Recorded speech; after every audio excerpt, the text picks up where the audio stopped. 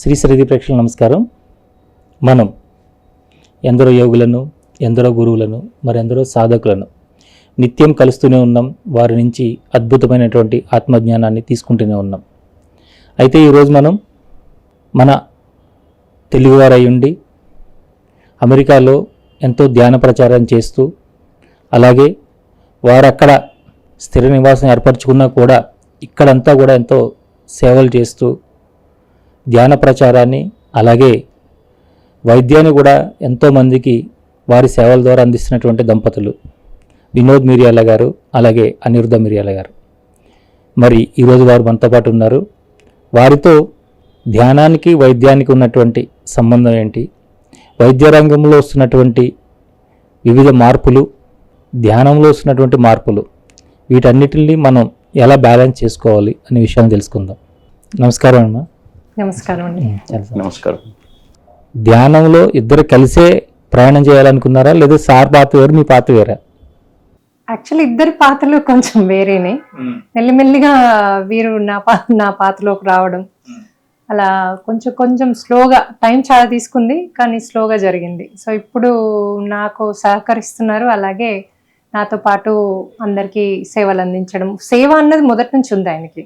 కాకపోతే ధ్యానం మీద అనుభవము ఒకసారి అందరితో మాట్లాడాక, అందరి అనుభవాలు విన్నాక మెల్లిగా, అంటే క్లియర్గా దాంట్లో ఉన్న పాజిటివ్స్ అన్ని ప్రత్యక్షంగా చూసాక వచ్చారు వీరు. అప్పటి వరకు ఎందుకంటే లాజికల్ మైండ్ కదా బాగా, సో మెడికల్ మైండ్ వాళ్ళ సైంటిఫిక్ ధోరణి ఉంటుంది కదా. But now he totally believes. వాళ్ళ పేషెంట్లకు కూడా ఇప్పుడు చెప్తారు, నువ్వు కళ్ళు మూసుకుని బాగా ఆనాపానసతి చెయ్యు, ఫోకస్ ఆన్ ద బ్రీత్, దాంతో మంచిగా రిలాక్స్ అవుతావు, నీ హార్ట్ బాగుంటుంది, అలా చెప్తున్నారు ఇప్పుడు. సార్, మీరు అంటే వైద్యం మొదటి నుంచి మీరు చేస్తున్నారు, అది కూడా అలోపతినే, కాబట్టి ఎక్కువగా వీటి మీద అంత ఇది ఉండదు కదండి. కానీ మనం మీరు గమనించుంటే పాశ్చాత్య దేశాల్లో, బయట కంట్రీస్లో కూడా వాళ్ళు ఎప్పటి నుంచో ఈ మెడిటేషన్ ఏ ఫీల్డ్లో ఉన్నా కూడా వాళ్ళు చేస్తూ ఉన్నారు. కానీ మన దగ్గరే ఈ మన ఈ డిపార్ట్మెంట్లోకి వెళ్తే మన వాటి గురించి మాట్లాడకూడదని ఇలాంటి కండిషన్స్ ఉంటాయి కదా. మరి మీరు ఎలాగా దీనికి కనెక్ట్ అయ్యారు? ఏం లేదండి, వైద్యము అండ్ ధ్యానము మనకు 2 lanes, మన రింగ్ రోడ్ మీద 2 lanes 4 lanes లాగా. సో ఒక మార్గం ధ్యానంలో ఉంటే ఇంకో మార్గం వైద్యంలో ఉంటుంది. సో ఇప్పుడు ఒక లేన్లో మనం ఎంటర్ అవుతే అదే లేన్లో మొత్తము ఢిల్లీ వరకు వెళ్ళాం కదా, లేన్స్ చేంజ్ చేస్తుంటాము. సో అట్లనే పేషెంట్లు కానీ భక్తులు కానీ వైద్యం అవసరం ఉన్నప్పుడు వైద్యం చేయించుకోవాలి, ధ్యానం అవసరం ఉన్నప్పుడు ధ్యానం చేయించుకోవాలి కదా. సో వాళ్ళకు చిన్న ఎగ్జాంపుల్, అపెండిసైటిస్ వచ్చింది. సో ఆ రోజు ధ్యానంలో ఉన్నారు వాళ్ళు, అపెండిసైటిస్ పెయిన్ వచ్చింది. నేను ధ్యానంతో దీన్ని క్యూర్ చేసుకుంటానంటే అది మూర్ఖత్వం అవుతుంది. అదే పక్క లైన్లోకి మార్చిపోయి వైద్యంలోకి వెళ్ళి అల్ట్రాసౌండ్, క్యాట్ స్కాన్ చేయించుకొని, లేకపోతే సర్జన్ చేయితో డయాగ్నోసిస్ చేయగలుగుతాడు. ఇది అపెండిసైటిస్ ఫ్యూ అవర్స్లో చేయకపోతే చనిపోయే అవకాశం ఉంటుంది, లేకపోతే అబ్డామిన్లో ఇన్ఫెక్షన్ వచ్చే అవకాశం ఉంటుందని సర్జరీ రికమెండ్ చేస్తాడు. అప్పుడు లేదు మా అమ్మ వాళ్ళని కాల్ చేసి నేను ధ్యానంతోనే దీన్ని క్యూర్ చేసుకుంటానంటే అది తప్పు మార్గం అవుతుంది. సో ధ్యానం చేసేటప్పుడు ధ్యానం, వైద్యం అవసరం ఉన్నప్పుడు వైద్యం, ఇది రెండింటిని బ్యాలెన్స్ చేయడం అన్నది ఒక ఇంటలెక్చువల్, అది తెలివితో చేసే పని. సో వాళ్ళు సింపుల్, బ్లడ్ ప్రెషర్ ఉంది, ధ్యానంతో బ్లడ్ ప్రెషర్ను కంట్రోల్ చేయొచ్చు. అట్లా అని చెప్పేసి బ్లడ్ ప్రెషర్ గోళీలు స్టాప్ చేయడము అది డేంజరస్. సో గోళీల డోస్ తగ్గియచ్చు మెడిటేషన్ చేస్తూ. సో 20 mg డోస్ వేసుకునే వాళ్ళు మెడిటేషన్ ద్వారా దాన్ని 10 mg మారవచ్చు. దాని తర్వాత స్లోగా డైట్ మార్చి మెడిటేషన్ కంబైన్ చేసి ఆ 10 mg 5కి తీసుకెళ్ళొచ్చు, తర్వాత 0కి తీసుకెళ్ళొచ్చు. అదొక పద్ధతి ప్రకారము మెడికల్ గైడెన్స్ ద్వారా చేస్తూ మెడిటేషన్ యూజ్ చేస్తే అది కాంబినేషన్లో బెనిఫిట్ అవుతుంది. అట్లా అని చెప్పి తొందరగా ఆయుర్వేదం నుంచి అలోపతి నుంచి ఒక క్రైసిస్ సిచ్యువేషన్ రాగానే తొందరగా గుడికి పరిగెత్తడము, అక్కడ నుంచి 5 డాక్టర్ల దగ్గరికి పరిగెత్తడము, అక్కడ నుంచి 3 ఆయుర్వేదిక్ సెంటర్కి పరిగెత్తడము. అప్పుడు ఏంటంటే అది ప్యానిక్ సిచ్యువేషన్లో ఉన్నారన్నట్టు. అప్పుడు ఒక ప్రాబ్లం వచ్చింది, ఆ ప్రాబ్లమ్ని ఎట్లా సాల్వ్ చేసుకోవాలి, ఫ్రెండ్స్ ఫ్యామిలీలో ఎవరో ఒకరు ఉంటారు మంచి అడ్వైజ్ ఇచ్చేవాళ్ళు, వాళ్ళ దగ్గరికి వెళ్ళాలి, ఇది ప్రాబ్లం ఉంది, సో ఈ ప్రాబ్లమ్ని నేను సాల్వ్ చేసుకోవాలంటే వాళ్ళు అన్నీ మెడిటేషన్ ద్వారా వాళ్ళ మైండ్ కామ్ అవుతుంది. దాని తర్వాత పద్ధతి ప్రకారం వాళ్ళు వైద్యం ఏదైతే అవసరం వస్తుందో అది తీసుకుంటే మంచి క్యూర్ లాగా ఉంటుంది. దాన్ని బ్యాలెన్స్ చేయడం అన్నది ఇంపార్టెంట్. ఇప్పుడు ఉన్నటువంటి కుటుంబ వ్యవస్థ ఇవన్నిటిలో వచ్చేటటువంటి చేంజెస్ మీరు గమనించుతూ ఉన్నారు కదండి. ఎక్కువగా మానసికమైనటువంటి సమస్యలను ఎదుర్కొంటూ ఉన్నారు కదండి. వాటి నుంచి బయటపడడానికి మరి మెడిటేషన్ అవసరం అవుతుందంటారా, మెడికేషన్ అవసరం అవుతుందంటారా? న్యూ జనరేషన్ దాంట్లో ఎన్నో రకాల ఒత్తిడులు వస్తున్నాయి. అంటే మేము చిన్నగా ఉన్నప్పుడు చదవడం అన్నది చాలా ఇంపార్టెంట్ థింగ్ మన సర్వైవల్కి. సో అది చదవడం మీద పేరెంట్స్ అందరూ చాలా ఒక రకాలుగా ఒత్తిడి చేస్తారు. అందులో ఒక మంచి పాజిటివ్ ధోరణితో ఒత్తిడి చేయొచ్చు, నెగటివ్ ధోరణితో ఒత్తిడి చేయొచ్చు. సో ఇప్పుడు ఒక పర్సన్ వాడు పైలట్ అయ్యేవాడిని పట్టుకొని వాడిని డాక్టర్ని చేయడము, ఇంజనీరింగ్ చేయడము అంటే అది నడవదు. సో వాడికి క్రికెట్ ప్యాషన్ ఉందనుకోండి, వానికి అన్ని క్రికెట్ సపోర్ట్ చేస్తూ ఎడ్యుకేషన్కి ఇంపార్టెన్స్ ఇవ్వమని చెప్తే అప్పుడు క్రికెట్ ఎంజాయ్ చేస్తాడు, ఎడ్యుకేషన్ ఎంజాయ్ చేస్తాడు. అది తీసేసి స్పోర్ట్స్ వద్దని ఓన్లీ ఎడ్యుకేషన్ అని ప్రెస్ చేస్తే వాళ్ళు ఆ ప్రెషర్లో పడి పెద్దగా అయిన తర్వాత కూడా ప్రెషర్స్ అన్నీ కంటిన్యూ అవుతాయి. అందుకోసం ఫ్యామిలీలో బ్యాలెన్స్ అన్నది అది మనము రిచ్ ఉన్నా, మిడిల్ క్లాస్ ఉన్నా, మనము ఎకనామికల్గా అప్పుడే పైకి వస్తున్నా అది చాలా తెలివితో ఫాదర్, మదర్, బ్రదర్స్, సిస్టర్స్ కలిసి చేసుకునే పద్ధతి అది. సో అది రాకుండా, ఒక క్రైసిస్ సిచ్యువేషన్ రాకుండా చేస్తే బెటరు. అది వచ్చిన తర్వాత బాగా డెవలప్ అయిన తర్వాత సైకాట్రిస్ట్ దగ్గరికి వెళ్ళి నాకు డిప్రెషన్కి ట్రీట్మెంట్ కావాలి అని మెడిటేషన్ దగ్గరికి వెళ్ళి లైక్ 10 days 20 days 1 month తినకుండా మెడిటేషన్ చేయడం అట్లా అంత అవసరం లేదు. బట్ డే టు డే లైఫ్లో క్రైసిస్ సిచ్యువేషన్ రాకుండా జాగ్రత్తగా కాపాడుకొని క్రైసిస్ సిచ్యువేషన్ వచ్చినప్పుడు భగవంతుడు of course end of the day అందరు ప్రతి రిలీజన్లో హిందూ అయినా, క్రిస్టియన్ అయినా, ముస్లిం అయినా, జూయిష్ అయినా అందరూ భగవంతుని ప్రార్థిస్తారు కదా. సో అది కొద్దిగా మైండ్ను కామ్ చేస్తుంది. ప్రతి ఒక్క ఫ్యామిలీ కండి మార్నింగ్ లేవగానే డెఫినెట్ దేర్ ఛాలెంజెస్ ఉంటాయి. దాన్ని వాళ్ళు ఎంత తెలివిగా దాన్ని అడ్రస్ చేసుకొని సెలబ్రేట్ చేసుకుంటారన్నది వాళ్ళ చేతుల్లోనే ఉంటుంది. అది ఒక ఫార్ములా ఇంకొకరికి పనికిరాదు. మనం ఏదో లెక్చర్ చెప్పొచ్చు, మన ఇంట్లో చేసే ఫార్ములా పక్క ఇంట్లో పనికిరాదు, వాళ్ళ ఫార్ములా వాళ్ళకు ఉంటుంది. బట్ ఓవరాల్ మెడిటేషన్ ద్వారా మైండ్ కామ్ చేసుకోవడం, కోపాలు తాపాలు లేకుండా జాగ్రత్తగా. So and education need doctors కానీ, సైకాట్రిస్ట్, సైకాలజిస్ట్ ఏది అవసరం ఉన్నా కానీ వాటిని ఆ టూల్స్ అన్ని వాడుకోవాలి. అవన్నీ లైక్ స్మాల్ టూల్స్. ఇప్పుడు ఎట్లా అంటే మనకు నెయిల్ ఉంటుంది, హ్యామర్ ఉంటుంది. సో మనకి ఇంట్లో ఒక మొలలు ఉంటాయి, హ్యామర్ ఉంటుంది. ఆ మొలల హ్యామర్ ఇల్లంతా కొట్టలేము కదా. సో ఎప్పుడు అవసరం ఉందో అక్కడ వాడుతాం కదా. సేమ్ ఇవన్నీ tools, medical tools, surgical tools, psychology tools, అవన్నిటినీ జాగ్రత్తగా వాడుకుంటూ అందరికన్నా బెస్ట్ అన్ని టూల్స్ ఏది అవసరం లేదు. మంచి ఫ్రెండ్స్ ఉన్నారనుకోండి, మంచి కజిన్స్, ఫ్రెండ్స్ మంచి నవ్విస్తూ వాళ్ళను అడ్వైజ్ ఇచ్చేవాళ్ళు, వాళ్ళతో మంచిగా ఉంటే వాళ్ళు అన్ని సలహాలు వాళ్ళే చెప్తారు. సో మనం ఎక్స్పర్ట్స్ దగ్గరికి వెళ్ళి చాలా డబ్బులు పే చేసి ఒపీనియన్ తీసుకోవడం అవసరం లేదు. సో ఆల్వేస్ లైఫ్లో బ్యాలెన్స్డ్ లైఫ్, ఇంట్లో calm environment, make always good friends are your strength. Friendship develop చేయడం అన్నది పిల్లలకు చిన్నప్పటి నుంచి అది ఒక ఇంపార్టెన్స్ ఇచ్చి చేయాలి. తర్వాత ఎడ్యుకేషన్ మీద ఎక్కువ ఒత్తిడి రాకుండా జాగ్రత్తగా వాళ్ళను, ఎందుకంటే అందరికీ సేమ్ కెపాసిటీ ఉండదు కదా. చాలా చదివేయాలన్నది కోరుకుంటుంది, ఎవ్రీబడి ఐఏఎస్ ఆఫీసర్ కాలేడు. అది ఆకాంక్ష ఉండడు వేరు, దాన్ని ఒత్తిడి ద్వారా వాళ్ళను ప్రెషరైజ్ చేస్తే వాళ్ళు పేరెంట్స్ దగ్గర నుంచి దూరం అవుతారు. సో ఈ న్యూ జనరేషన్కు వాళ్ళకు సిగరెట్స్, డ్రగ్స్, స్ట్రెస్కి అవన్నిటికీ రాకుండా వాళ్ళను మిడిల్ స్కూల్ నుంచే వాళ్ళని ప్రిపేర్ చేయడము మంచిది. సో అండ్ మేము చిన్నగా ఉన్నప్పుడు ఇది అన్ని అడ్వైజులు ఏమి రాలేదు, ఛానల్స్ ఏం లేవు. బట్ అట్లీస్ట్ ఇప్పుడు యంగర్ పేరెంట్స్ ఎంత బిజీ లైఫ్లో అయినా కానీ ఫ్యామిలీకి చాలా ఇంపార్టెన్స్ ఇవ్వడం ఇంపార్టెంట్. అవును. అంటే అమ్మా ఇప్పుడు మీరు చెప్పే ధ్యానంలో అసలు మెడిటేషన్ చేస్తే చాలు, డాక్టర్ దగ్గరికి వెళ్ళక్కర్లేదు, ఎవరి దగ్గరికి వెళ్ళక్కర్లేదు, అన్ని ఇక్కడికే వస్తాయి, మన లోపలే అంతా ఉంటుంది, ఏదైనా మనమే చేసుకోవచ్చు అని చెప్తారు కదా. మరి ఇది ఎలా సాధ్యం అండి? అంటే ఇప్పుడు ఒకరికి ఆల్రెడీ షుగర్, బ్లడ్ ప్రెషర్ ఉంది, వాళ్ళు ఆల్రెడీ మెడికేషన్ మీద ఉన్నారు.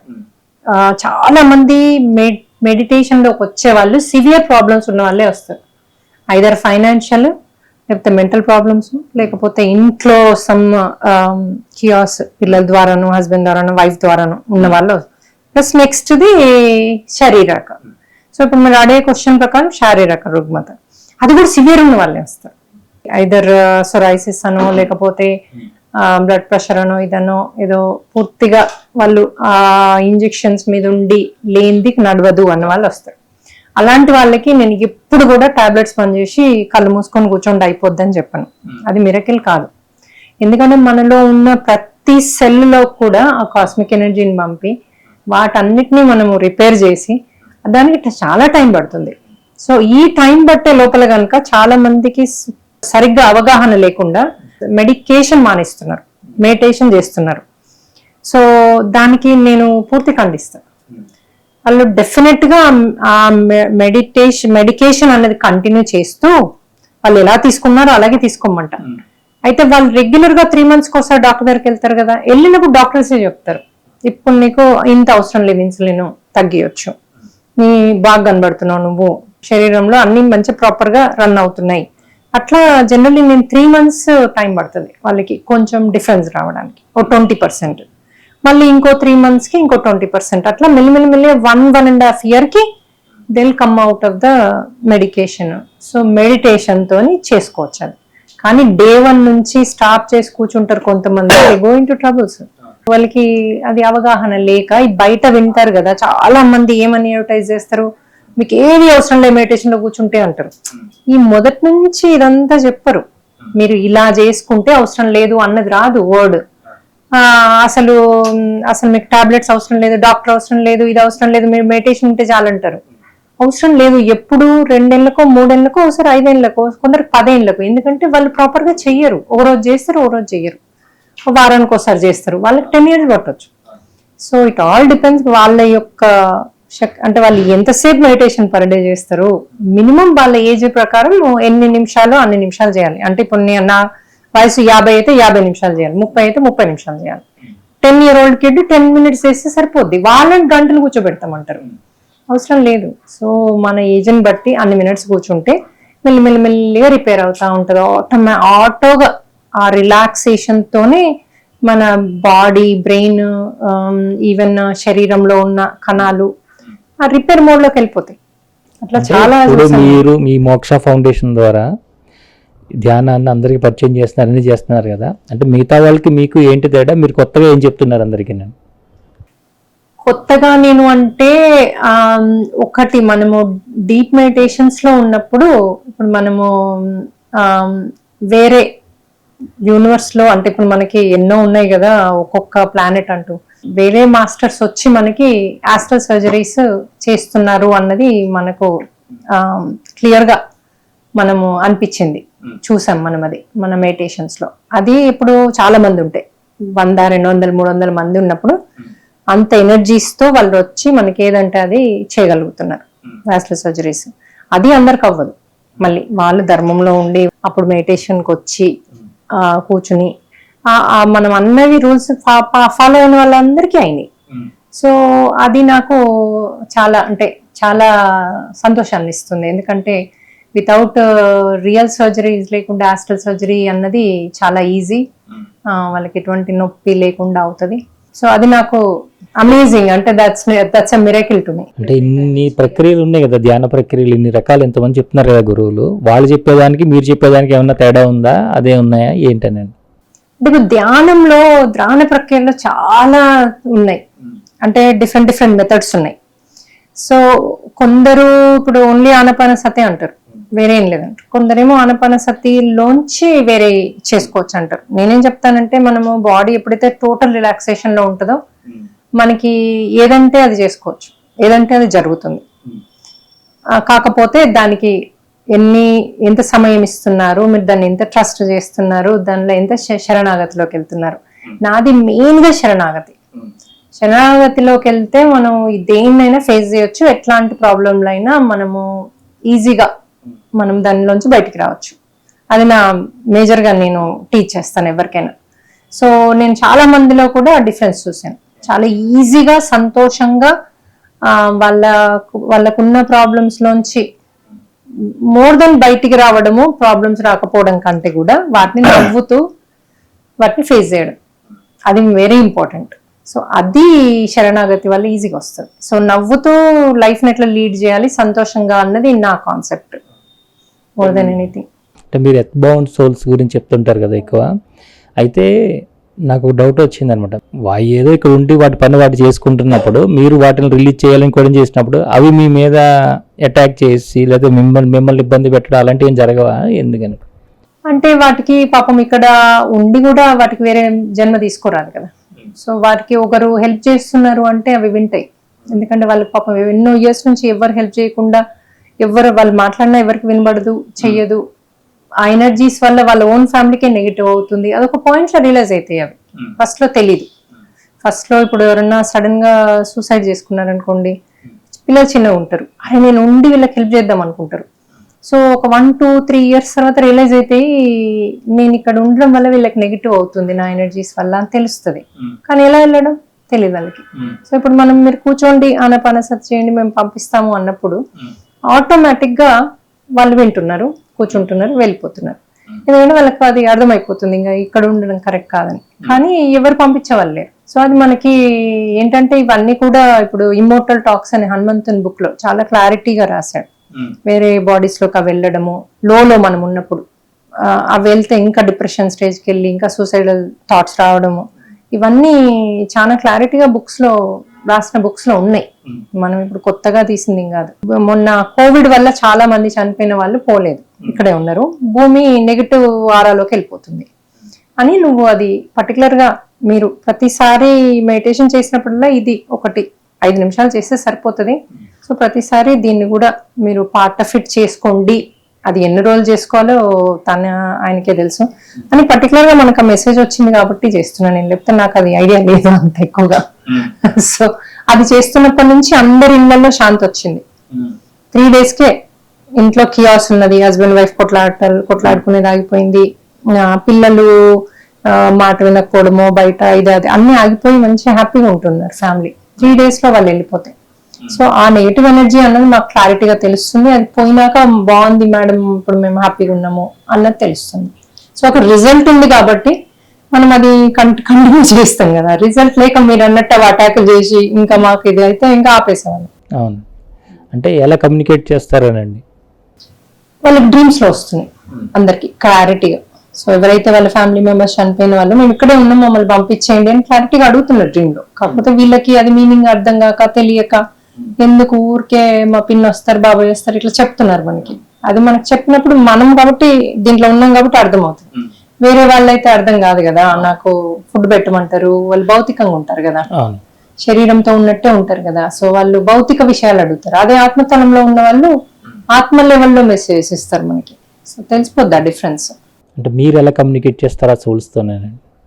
పర్టికులర్ గా మేము ఉంటే కూర్చోండి అంతే, ఉంటే కూర్చొని ఆనాపానసతి చేయండి. మాస్టర్స్ వచ్చి తీసుకెళ్తారు. మాస్టర్స్ ని ఏ తలం ఒక్కొక్కరు ఒక్కొక్క తలానికి సంబంధించి ఉంటుంది కదా, ఆ తలం మాస్టర్ ని ఈ క్షణం మేము ఇన్వైట్ చేస్తున్నాము వచ్చి తీసుకెళ్ళండి అంటే విత్ ఇన్ 30 minutes తీసుకెళ్లిపోతున్నారు. మన మెడిటేషన్ టైంలోనే, ఎందుకంటే ఎనర్జీస్ హై ఉంటాయి కదా, 200, 300, 600 మంది ఉన్నప్పుడు మీకు ఆటోమేటిక్ గా హై ఎనర్జీస్ ఉంటాయి, వాళ్ళకి వచ్చేస్తుంది, తీసుకెళ్ళిపోతున్నారు. సార్ ఇందాక మీరు అన్నారు ఇప్పుడు ఉన్నటువంటి యూత్ అంతా కూడా ఎక్కువ మందికి డ్రగ్స్కి వాటికి అలవాటు పడుతున్నారు ఇవన్నీ. అంటే ఈ డ్రగ్స్ అనేది ఎలాగా అలవాటు అవుతుంది పిల్లలకి? దీని వెనక ఏదైనా కుట్ర కోణాలు ఏమైనా ఉన్నాయా? అసలు ఎలా చేస్తున్నారు? ఎక్కువగా మన భారతదేశంలో కంటే కూడా విదేశాల్లోని డ్రగ్స్కి ఎక్కువ అలవాటు పడిన వాళ్ళు మీరున్నటువంటి ఫ్లోరిడా కావచ్చు, ఇక్కడ మిగతా స్టేట్స్లో వాటిలో కూడా ఎక్కువ అలవాటు పడి దాని ద్వారా ఎక్కువ డెత్ కూడా ఎక్కువ వస్తుందని అందరు చెప్తా ఉన్నారు. ఏంటి దీని వెనక రీజన్ ఏంటండి? అసలు వెనకన ఏం జరుగుతుంది అసలు అని? సో ఏం లేదండి, అది మోడర్న్ జనరేషన్లో డబ్బులు సంపాదించుకోవడానికి ఈజీ మార్గాలు వెతుకుతున్నారు. అది ఆ వ్యవస్థలో ఫారిన్ కంట్రీస్లో కానీ ఇండియాలో కానీ కొద్ది మంది దురుద్దేశం డ్రగ్స్ ద్వారా వాళ్ళు ప్రాస్పరస్ అవ్వడం. సో అది తెలియకుండా వాళ్ళు అది చిన్నప్పటి నుంచి ప్రమోట్ చేయడము. సింపుల్ ఎగ్జాంపుల్స్, మనము సిగరెట్ అనుకుంటాం కదా. సో సిగరెట్ ఒక వ్యసనం.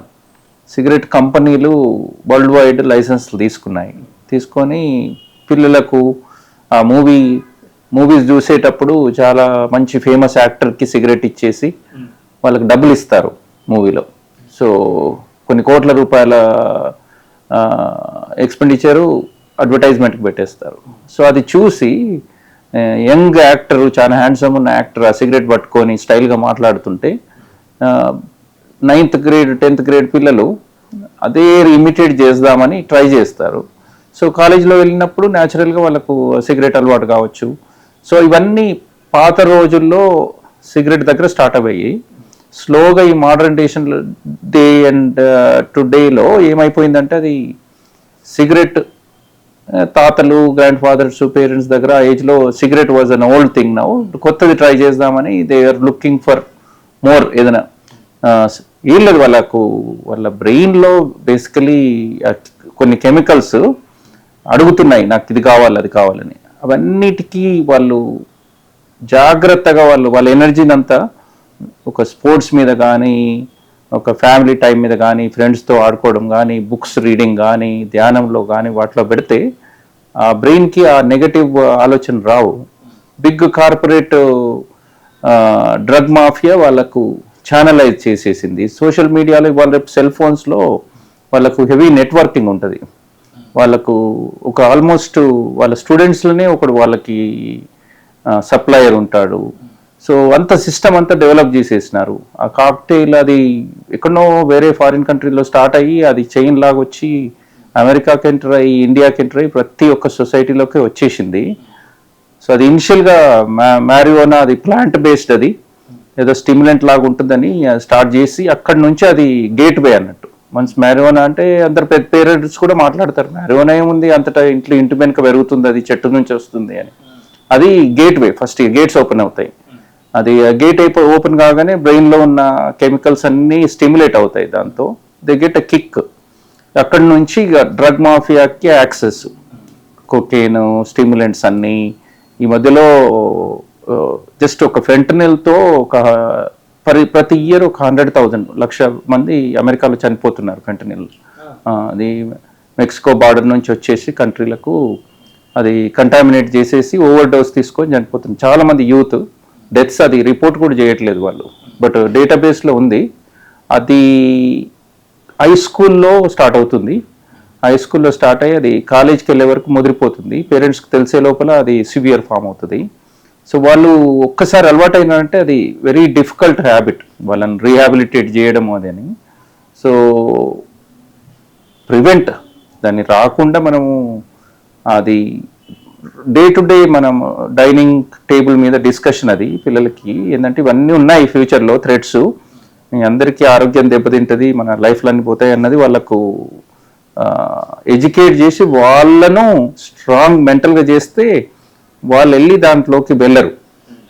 వాళ్ళు ఒకవేళ దాంట్లోకి ఎర్లీగా వెళ్ళినారనుకోండి, మనకు సైన్స్ కనబడతాయి. వాళ్ళు ఫస్ట్ క్లాస్ స్టూడెంట్ ఉన్నాడు అనుకోండి, అన్ని ఏ గ్రేడ్స్ వచ్చేవాడికి సడన్గా బి గ్రేడ్లోకి వెళ్ళిపోతాడు.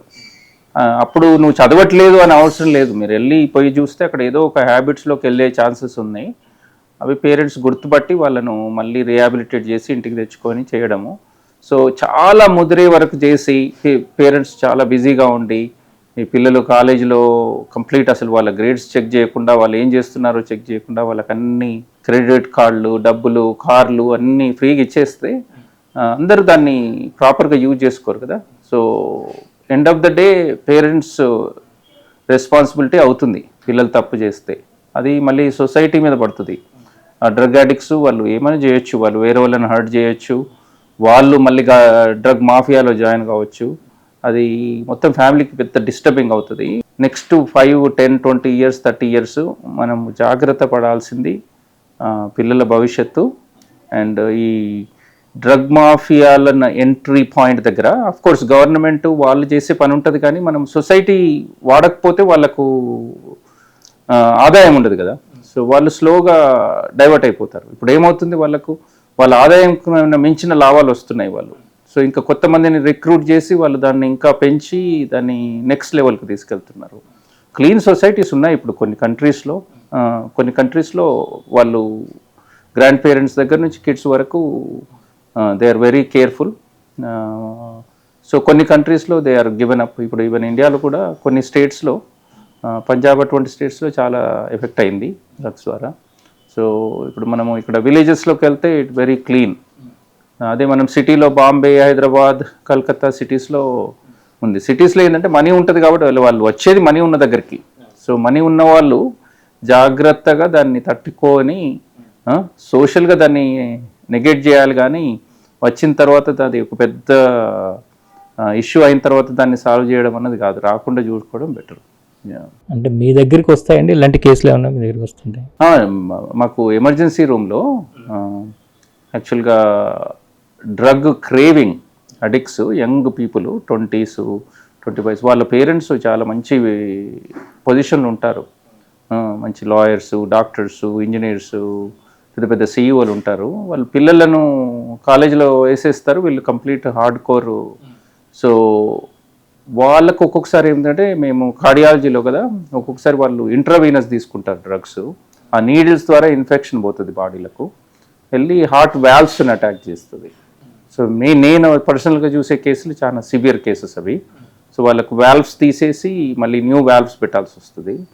సో అన్ఫార్చునేట్లీ ఏంటంటే, వాళ్ళు డ్రగ్ అడిక్షన్ ఎంత స్ట్రాంగ్ అంటే, వాళ్ళకు ఓపెన్ హార్ట్ సర్జరీ అయ్యి కొత్త వాల్వ్స్ పెట్టినా కానీ మళ్ళీ డ్రగ్స్ షూట్ చేస్తారు.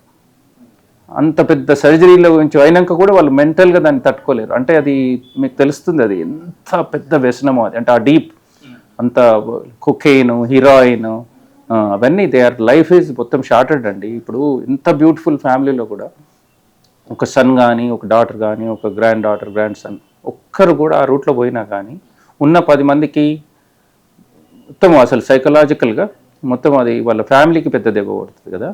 సో అది అన్ఫార్చునేట్లీ ఇప్పుడు స్కూల్ లెవెల్లోనే స్టార్ట్ అవుతుంది.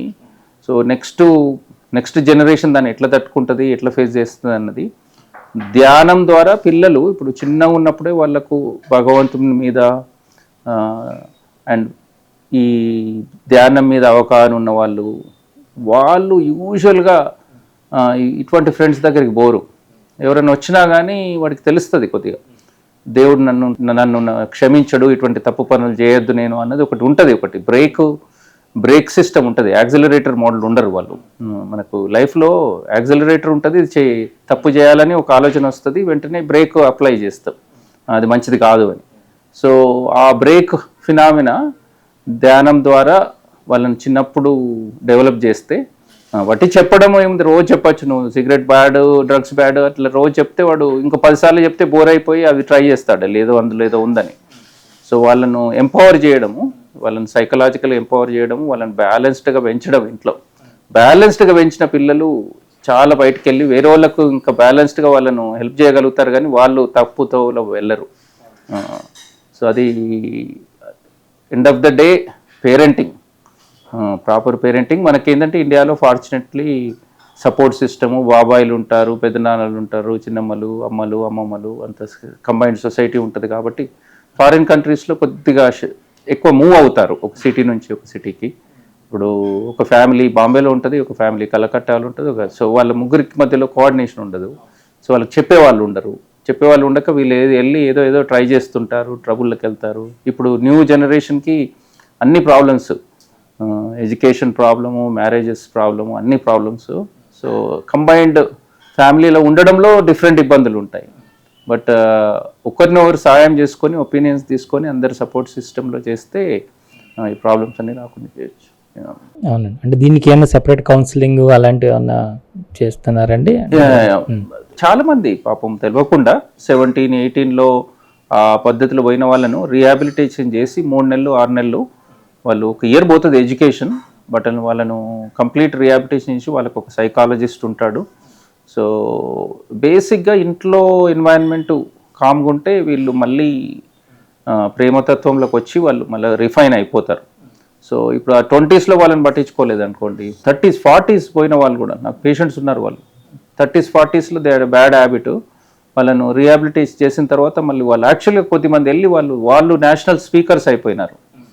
ఎందుకంటే ఒకసారి వాళ్ళు 5-10 years వాళ్ళు డ్రగ్ అడిక్షన్లో గడిపిన తర్వాత యూజువల్గా లైఫ్ ఎండ్ అవుతుంది. ఒకసారి డ్రగ్స్లకు పోయిందంటే వాళ్ళు ఎవరు 70-80sలకు బతకరు కదా, యంగ్ ఏజ్లో చనిపోతారు వాళ్ళు. సో అది రియలైజ్ అయ్యి ఒక్కొక్కసారి డ్రగ్ ఓవర్ డోస్ అయ్యి వెంటిలేటర్ మీద ఉంటారు ఐసీయూలో. అందులో నుంచి మేలుకు వచ్చిన తర్వాత వాళ్ళకి వస్తుంది అప్పుడు ఇంత డేంజరస్ సిచ్యువేషన్కి వెళ్ళినా అని. వాళ్ళు వచ్చి రిఫైండ్ అయ్యి వాళ్ళు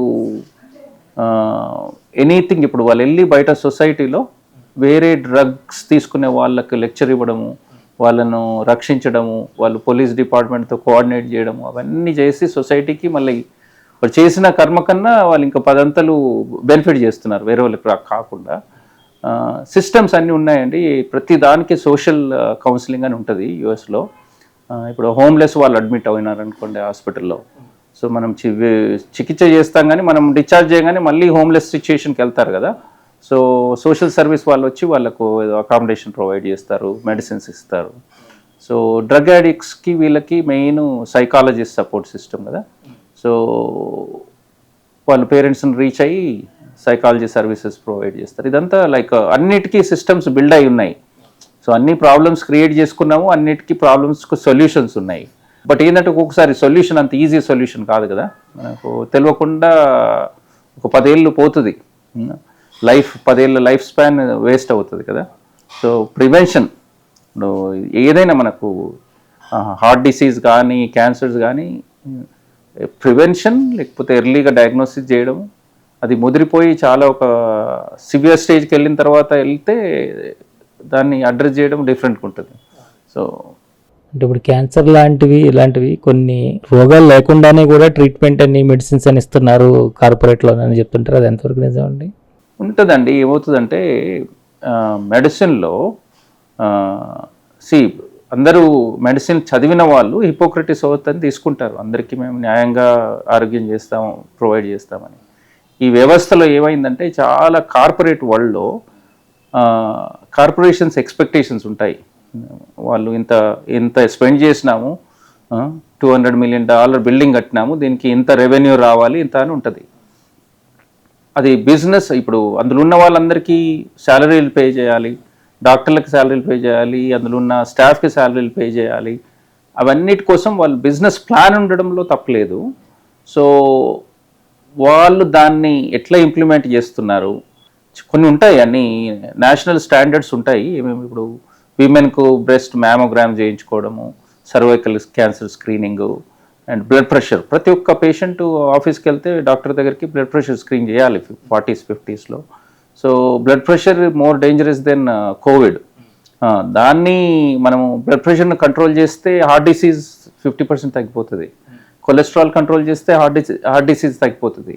సో ఇవన్నీ చేస్తూ అందులో ప్రాపర్గా డయాగ్నోసిస్ చేస్తే కొద్దిమందికి స్టెంట్స్ అవసరం ఉంటుంది, బైపాసెస్ అవసరం ఉంటుంది, అక్కడ డబ్బులు వస్తాయి హాస్పిటల్కు. సో వాళ్ళు ఓవర్గా వెళ్ళి, సో ఇంత పాపులేషన్ ఉంది, సో వాళ్ళు ఓవర్గా లేనివి డయాగ్నోస్ చేసి దురుద్దేశంతో మనీ తీసుకోవాలనే ఇంటెన్షన్స్ ఉన్న వాళ్ళను అటువంటి హాస్పిటల్స్ని మనం తెలుస్తుంది. అది మనము ఆ సొసైటీలో స్లోగా ఇన్ఫర్మేషన్ వస్తుంది. వాళ్ళ దగ్గరికి వెళ్ళకుండా వాళ్ళని డిప్రైవ్ చేస్తే వాళ్ళు షట్ డౌన్ అయిపోతారు. సో కొన్ని మంచి నేమ్ ఉన్న హాస్పిటల్స్, మంచి కార్పొరేట్స్ వాళ్ళు మంచి ఉద్దేశంతో చేసే వాళ్ళకి సపోర్టివ్గా ఉండి, అంత కాకపోతే అక్కడ వెళ్ళినప్పుడు మనము అక్కడ క్లీనింగ్ చేసే వాళ్ళకి ఏదో ఫ్రూట్స్ ఏవో తీసుకెళ్ళడము, వాళ్ళని థ్యాంక్ఫుల్ ఉండడము, వాళ్ళతో అన్ని చేయించుకుంటే వాళ్ళు మళ్ళీ మనకు సేవలు అందిస్తారు. సో ఇది ఇంటెలిజెంట్గా మనము మన వ్యవస్థలో ఎవరు పద్ధతి ప్రకారం చేస్తున్నారు, ఈవెన్ డాక్టర్లలో కూడా ప్రతి 10 మందిలో 6-7 డాక్టర్లు చాలా ఎక్సలెంట్ ఉంటారండి. ఇంకా 1-2 డాక్టర్స్ కొద్దిగా కమర్షియల్ ఉంటారు, వాళ్ళకు ఏదో ఒత్తిళ్ళు ఉంటాయి, వాళ్ళు కొద్దిగా ఒక 1 డాక్టర్ డెఫినెట్లీ బ్యాడ్ ఉంటాడు. సో వాడి ఉద్దేశం ఏంటంటే ఎంత ఛాన్స్ ఉంటే అంత వేసేయాలి పేషెంట్లకని.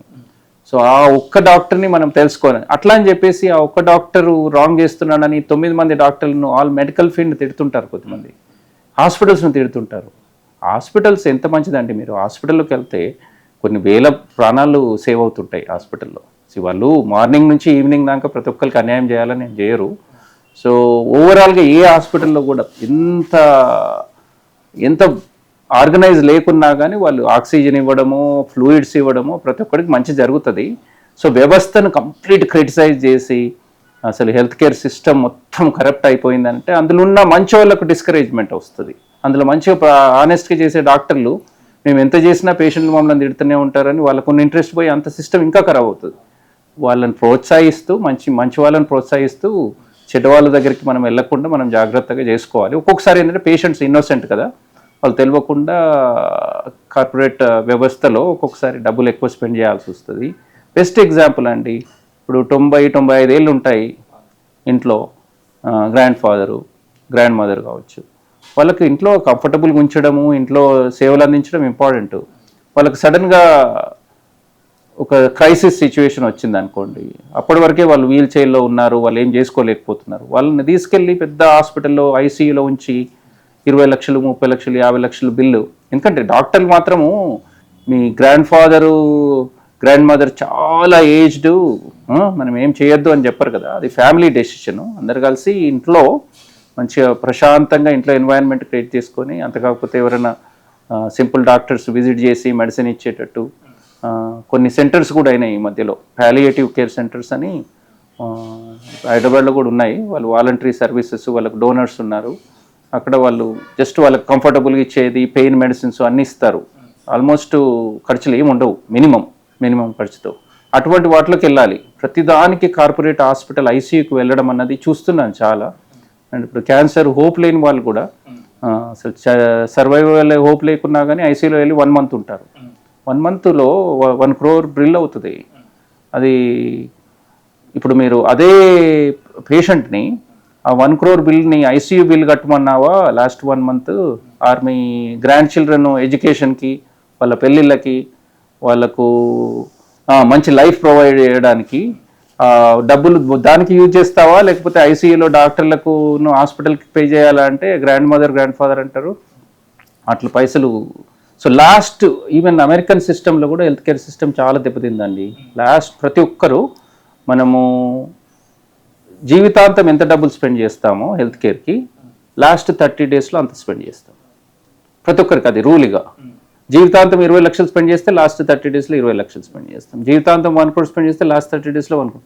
అట్లా ఛాన్సెస్ ఉంటాయి. సో ఆ లాస్ట్ 30 days దాన్ని అవాయిడ్ చేయాలి. సో సింపుల్ ఉంటుంది, న్యూమోనియా 3 రోజులు 5 రోజుల్లో బాగా అవుతుంది. 5 రోజుల్లో బాగా అవుతే 6th day రోజు ఇంటికి వచ్చేస్తారు.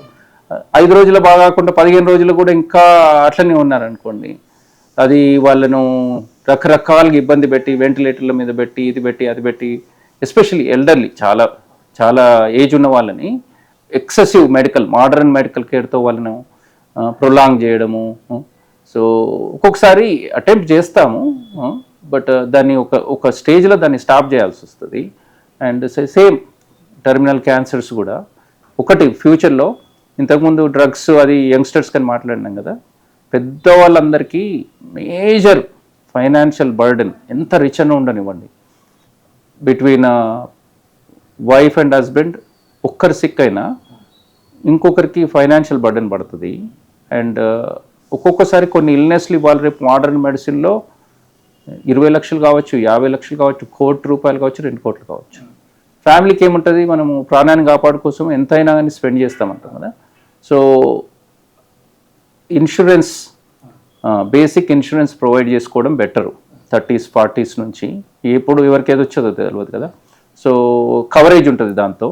సో అది ఈవెన్ 70s 80s 90s పోయినా కానీ వాళ్ళు మెయింటైన్ చేసుకుంటే బెటరు. ఇన్సూరెన్స్ లేని వాళ్ళు ఎమర్జెన్సీ యూజ్ కోసం కొద్దిగా డబ్బులు తీసి హెల్త్ రీజన్స్ కోసం పక్కకు పెట్టుకోవాలి. ఈవెన్ సింపుల్ జాబ్స్ ఉన్న వాళ్ళకు కూడా సడన్గా మెడికల్ బిల్లు 50,000 వస్తుంది, అప్పుల్లో పడిపోతారు. సో మెడికల్ అది ఇన్ఎవిటబుల్ అండి, అది ప్రతి ఒక్కరికి ఏదో ఒక స్టేజ్లో మెడికల్ బిల్స్ ఆర్ బిగ్. అది వాటిని జాగ్రత్తగా వాళ్ళు బడ్జెట్ చేసుకొని డబ్బులు దాచుకోవడమో లేకపోతే ఇన్సూరెన్స్ పే చేయడమో ప్రిపేర్ అయి ఉండాలి దానికి. అండ్ హాస్పిటల్స్లో కూడా ఏ హాస్పిటల్లో అయితే రీజనబుల్గా ఛార్జ్ చేస్తున్నారో ఆ హాస్పిటల్స్కి వెళ్ళి అవసరం వస్తే palliative care, end of life అంటారు, ఎండ్ ఆఫ్ లైఫ్ కేర్ను ప్రాపర్గా యూజ్ చేసుకోవాలి. అందుకోసం ఈ లక్షలు కోట్లు లాస్ట్కి పొడగొట్టుకోవడం హెల్త్ కేర్లో, దాంతో ఏమవుతుందంటే కార్పొరేట్స్ కూడా చాలా డబ్బులు వస్తున్నాయి. వచ్చే వరకు వాళ్ళు ఇంకా పెద్ద పెద్ద ఫెసిలిటీస్ కట్టేసేసి ఇంకా మార్కెట్ చేస్తారు కదా. సో వాళ్ళు అమేజింగ్ వాళ్ళు చాలా మంచి మంచి ఎంఆర్ఐ మెషిన్స్ అవి ఇవి తెచ్చి మంచి సర్వీసెస్, ఇండియాలో ఉన్న హెల్త్ కేర్ సర్వీసెస్ వాళ్ళు ఎక్కడ లేవు. మంచి ఇంటెలిజెంట్ డాక్టర్స్ ఉన్నారు, మనకు అన్ని మెషిన్స్ అన్నీ వస్తున్నాయి, ఇంపోర్టెడ్ మెషిన్స్, ఇక్కడ ఇండియాలో తయారు చేసిన మెషిన్స్. సో అవన్నీ రిసోర్సెస్ని ప్రాపర్గా వాడి ప్రాపర్గా బిల్డ్ చేసిన హాస్పిటల్స్ని మనం సపోర్ట్ చేస్తే మనం కేర్ఫుల్గా ఉండగలం. అంటే మీరు చాలా ఇక్కడ తెలంగాణలో ఎన్నో జిల్లాలకు వెళ్ళి సర్వీస్ చేస్తుంటారు, మెడికల్ సర్వీస్ క్యాంపులన్నీ, వాటి గురించి చెప్పండి. ఏం లేదండి, నేను ఇప్పుడు కోవిడ్ అప్పుడు తెలుసుకుంది ఏంటంటే, కోవిడ్ పాండమిక్లో అమెరికా అటువంటి దేశాలు మొత్తం కంప్లీట్ హ్యాండ్స్ అప్ చేసేసినాయి. ఒక వైరస్ వచ్చేసేసి డాక్టర్లు చనిపోయినారు, సిఇఓలు చనిపోయినారు. అది ఎవరికి ఎంత వెంటిలేటర్లు సేవ్ చేయలేదు, ఏది సేవ్ చేయలేదు. లాస్ట్కు నేచర్ బాడీస్ ఇమ్యూన్ అయిపోయినాయి, కొద్దిగా వ్యాక్సినేషన్ హెల్ప్ చేసింది. సో ఆ టైంలో నాకు అంతకుముందు కూడా జస్ట్ నాకు సింపుల్ 60, 70, 50 దాటిన తర్వాత 60, 70, 80లో ప్రతి ఒక్కరికి బ్లడ్ ప్రెషర్ అన్నది దాదాపు 7, ప్రతి 10 మందిలో 7గురికి వస్తుంది. అది మనం నంబర్స్ డిటెక్ట్ చేసుకోకపోతే తెలియదు కదా. సో దాంతో బ్రెయిన్ స్ట్రోక్స్ వస్తాయి, ఒక సైడ్ పారాలిసిస్ రావడము, హార్ట్ అటాక్స్ రావడము, అవన్నీ అవుతాయి కదా. సో అది యూఎస్లో మామూలు గ్రాసరీ స్టోర్లో, ఇక్కడ ఫైర్ స్టేషన్లో, గ్రాసరీ స్టోర్లో అంతటా బ్లడ్ ప్రెషర్ మెషిన్స్ ఉంటాయి. పీపుల్ అందరూ చెక్ చేసుకుంటారు. డాక్టర్ ఆఫీస్కి వెళ్తే మీరు ఫీవర్తో వెళ్ళినా, హెడేక్తో వెళ్ళినా అందరు బ్లడ్ ప్రెషర్ కంపల్సరీ చెక్ చేయాలి, అది రూల్ అది. సో ఇక్కడ సిస్టంలో బిజీ కొన్ని ప్లేసెస్లో బ్లడ్ ప్రెషర్ రొటీన్గా చేయరు. ఇప్పుడు మోడర్న్ మెడిసిన్లో ఇప్పుడు చేస్తున్నాం సిటీస్లో. సో విలేజ్లో ఉన్న వాళ్ళకు అవగాహన కూడా లేదు బ్లడ్ ప్రెషర్ అనేది ఉంటుందని. సో మా విలేజ్లో స్క్రీన్ చేసినప్పుడు సడన్గా 40 years, 40, 50 ఉన్న వాళ్ళు విమెన్ చాలా హెడేక్, బ్రెయిన్ దిమ్మగా ఉంటుంది అని వచ్చేవాళ్ళు. సో చూస్తే బ్లడ్ ప్రెషర్ 200, 100 ఉండేది. నార్మల్ బ్లడ్ ప్రెషర్ 130, 80, ఏజ్ని బట్టి ఉంటుంది. కొద్దిమందికి 120, 80, కొద్దిమందికి 130, 80, 200. నేనే నమ్మలేకపోయినాను. వాళ్ళ ఇంటికి బ్లడ్ ప్రెషర్ మెషిన్ పంపించి చెక్ చేస్తే ఇంట్లో కూడా 200 ఉంది. మా ఊర్లో ఒక పెద్ద మనిషి ఉన్నాడు, ఇప్పటికి 85 దాటినాయి, మంచిగా నడుస్తాడు. సో బ్లడ్ ప్రెషర్ గోళీలు వేసుకుంటాడు. సో మా ఇంట్లో మాకు హెల్పర్ ఉండింది, వాళ్ళ హస్బెండ్ బ్లడ్ ప్రెషర్తో చనిపోయినాడు. అమ్మకి కూడా 170, 180 ఉండేది బ్లడ్ ప్రెషరు. సో నేను ఒక 15 ఏళ్ళ నుంచి మెడిసిన్ ఇస్తున్నాను. ఆమెనే కొనుక్కొని వాడుతుంది. సింపుల్ మెడిసిన్స్, ఒక 2 టాబ్లెట్లు వేసుకుంటే ఆ అమ్మకు 3 అవసరం వచ్చినాయి ఒకప్పుడు. వాళ్ళ సన్స్కి ఒక కొడుక్కి 35, 40K. ఇప్పుడు హస్బెండ్ చనిపోయినాడంటే ఏదో డిసీజ్ ఉంటుంది కదా. సో అది బ్లడ్ ప్రెషర్ కిల్ చేసింది. అది కొడుకు కూడా వచ్చింది జీను. కొడుకుది బ్లడ్ ప్రెషర్ చెక్ చేస్తే సడన్గా 180, 180. సో సేమ్ ఫాదర్కి అయ్యేది, కొడుకు కూడా అయ్యేది. సో ఒక 10 years నుంచి అబ్బాయి కూడా ఇప్పుడు 53, 54 ఉంటాడు. సో 12, 13 years నుంచి టాబ్లెట్స్ మీద ఉన్నాడు, మంచిగా 130, 80 ఉంటుంది. అది చూసిన తర్వాత ఒక 3-4 కేసులు చూసిన తర్వాత ఒక విలేజ్లో ఎంతోమందికి బ్లడ్ ప్రెషర్ ప్రాబ్లం ఉంటుందని స్క్రీనింగ్ పెట్టినాము. అందరికీ మల్టీవిటమిన్లు ఇవ్వడము, కాల్షియం గోళీలు ఇవ్వడం. కానీ అక్కడికి వచ్చిన నా ఉద్దేశం ఏంటంటే, కార్డియాలజిస్ట్ లాగా వాళ్ళకి బ్లడ్ ప్రెషర్ చెక్ చేస్తే అందులో నాకు ప్రతిసారి ఒక 10 నుంచి 20 మంది హై ఉన్న వాళ్ళు ఉంటారు. అందులో కొద్ది మంది ఆల్కహాల్ తీసుకోవడం వల్ల కూడా హై పోతుంది, వాళ్ళని ఆల్కహాల్ కట్ చేయడం అని చెప్పడము. ఊర్లున్నా సన్నమున్నా వాళ్ళు రెగ్యులర్గా హెల్తీ ఫుడ్ తిన్నా కానీ వాళ్ళకి జీన్ ఉంటుంది, అది బ్లడ్ ప్రెషర్ జీన్. వాళ్ళు యంగ్ ఏజ్లో చనిపోతారు. మీరు అడిగితే చెప్తారు, మా గ్రాండ్ ఫాదర్ సడన్గా కొలాప్స్ అయినాడు, ఫాదర్ కొలాప్స్ అయినాడని. సో వాళ్ళను ఐడెంటిఫై చేసి వాళ్ళకి ఒకసారి ఎడ్యుకేషన్ లాగా చెప్పేస్తే వాళ్ళు టాబ్లెట్స్ జీవితాంతం వేసుకుంటారు. వాళ్ళకి నార్మల్ లైఫ్ మంచిగా 80 వరకు హ్యాపీగా బతకొచ్చు. అది సైలెంట్ కిల్లర్ అంటారు బ్లడ్ ప్రెషర్ను. Excess salt is a poison లాగా. సో దానికి తగ్గట్టు సిటీస్లో మనము ఎక్సర్సైజ్ చేయట్లేదు, ఎక్కువ కూర్చొని ఉండడము, బ్యాడ్ ఫుడ్స్ తినడము, అండ్ జెనెటిక్స్ గిట్ట వచ్చినాయి అనుకోండి బ్లడ్ ప్రెషర్ జీను. మా మదర్ వాళ్ళ విలేజ్లో, ఫాదర్ వాళ్ళ విలేజ్లో నేను రొటీన్గా క్యాంప్స్ లాగా చేసి స్క్రీన్ చేస్తాను, ఎంత వీలవుతే అంత. సో ప్రతి స్ట్రీట్లో వాళ్ళకు బ్లడ్ ప్రెషర్ కప్స్ కూడా ఇచ్చినాము. సో అండ్ ఊర్లో ఉన్న వాళ్ళని ట్రైన్ చేసినాం చెక్ చేయడం. ప్రతి ఊర్లో ఒక 2-3 ఉన్నారు, వాళ్ళకి ఎవరికి హెడేక్స్ ఉన్నా, కొద్దిగా డౌట్ వచ్చినా కానీ బ్లడ్ ప్రెషర్ చెక్ చేస్తారు. చెక్ చేసి అట్లీస్ట్ అవేర్నెస్ కదా. తాలూకాకి వెళ్తే అక్కడ ఎంబీబీఎస్ డాక్టర్లు కానీ, ఎండీలు కానీ వాళ్ళు బ్లడ్ ప్రెషర్ మెడిసిన్స్ ఇవ్వచ్చు.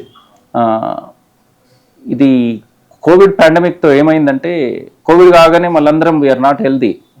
సింపుల్ థింగ్స్, ఈ బ్లడ్ ప్రెషర్ అన్నది very dangerous thing in the society.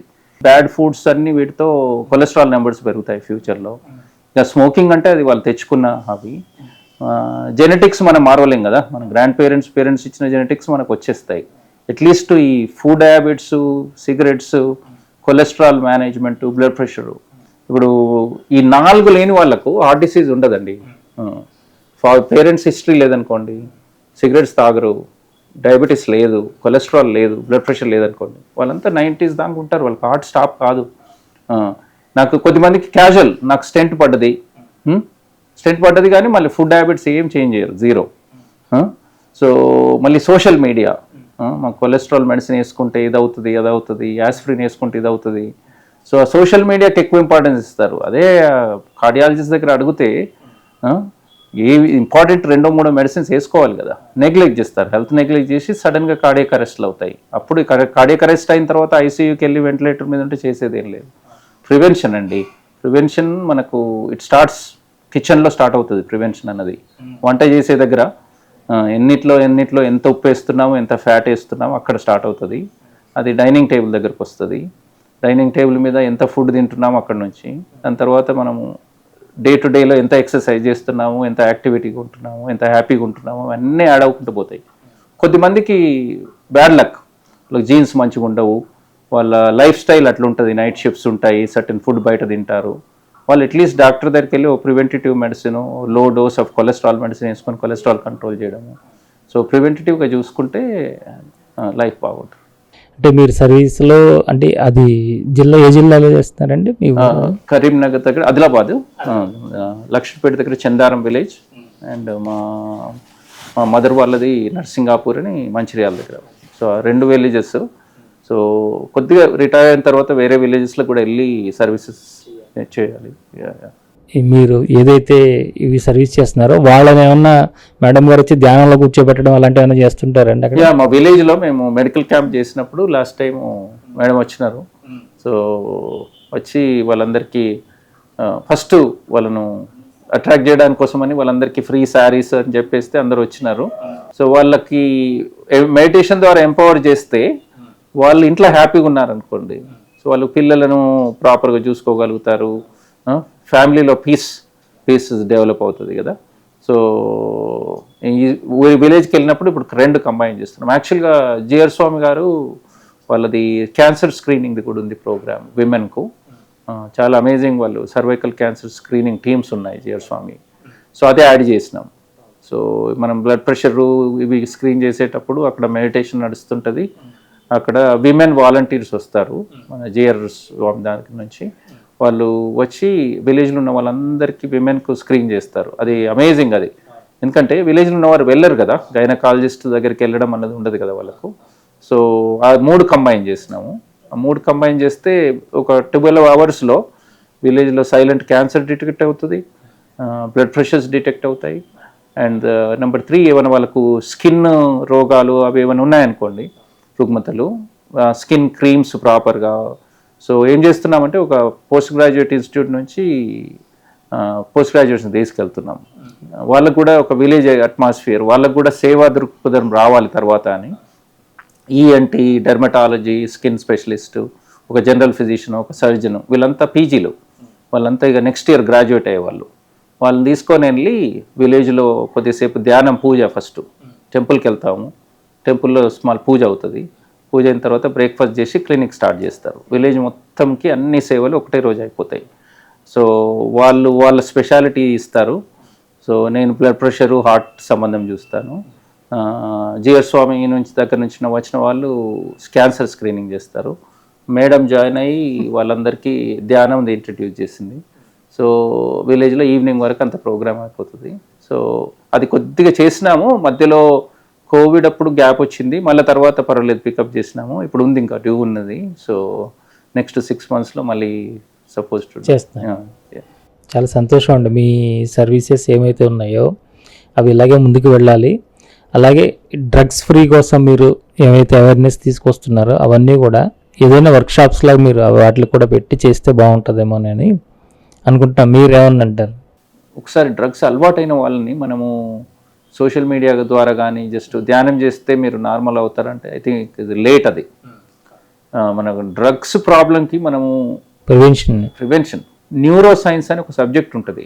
Neuro సైన్స్లో మామూలుగా సిగరెట్ కానీ ఎక్సెస్ ఆల్కహాల్ డ్రగ్స్ వాడుతూ బ్రెయిన్ సెల్స్ ఎట్లా డ్యామేజ్ అవుతుందని పిల్లలకు ఎడ్యుకేషన్ లాగా వస్తుంది. అది అక్కడ 9th grade 10th gradeలో ఇంట్రడ్యూస్ చేసినారు సబ్జెక్ట్స్.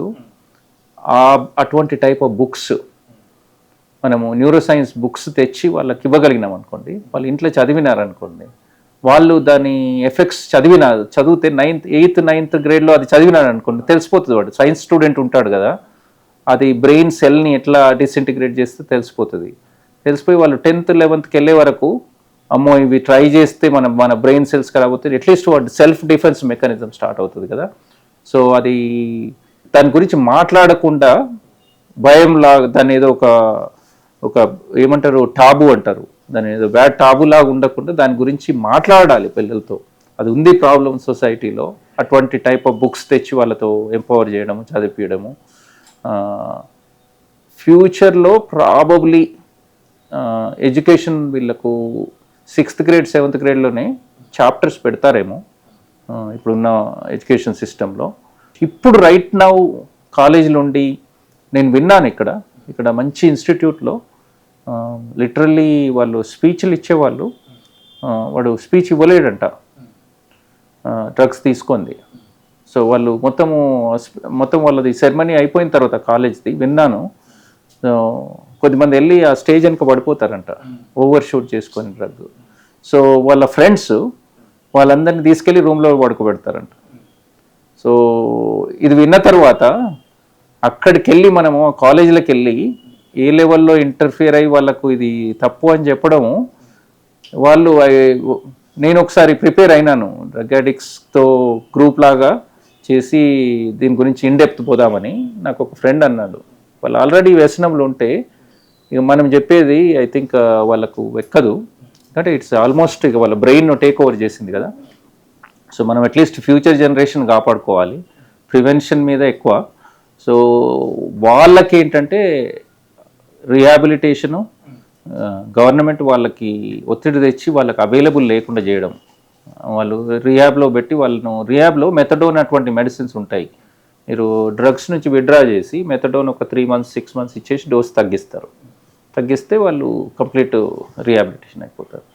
సో ఇంట్లో ఉన్న వాళ్ళు కూడా వాళ్ళను రెస్క్యూ చేయాలి. అన్ఫార్చునేట్లీ మనం ఇప్పుడు డ్రగ్స్ గురించి మాట్లాడాల్సి వస్తుంది, ఎందుకంటే ఇదివరకు మేము యంగ్ ఉన్నప్పుడు ఇది లేకుండే ప్రాబ్లము. ఇప్పుడు ఇటు బాగానే, అంటే అది ఓన్లీ పాపం తెలిసిన వాళ్ళ ఫ్యామిలీలకు అయిన వాళ్ళకే ఇబ్బంది తెలుస్తుంది దాన్ని. చాలా అన్ఫార్చునేట్. దాని గురించి మీరు ఎక్కడ పోయినా కానీ మీరు అవేర్నెస్, మీరు శ్రీ సన్నిధిలా అంత మంచి ఇంపార్టెంట్ టాపిక్ మీద అడుగుతున్నారంటే దాని ఇంపార్టెన్స్ తెలుస్తుంది. సో మనము ఇంట్లోనే స్టార్ట్ అవుతుంది దాని ప్రివెన్షన్ అంతా. చాలా సంతోషం అండి, చాలా మంచి విషయాలు చెప్పారు. అంటే మేడం ఇప్పుడు చాలా మంది కొత్తగా ధ్యానంలోకి రావాలనుకుంటున్నారు.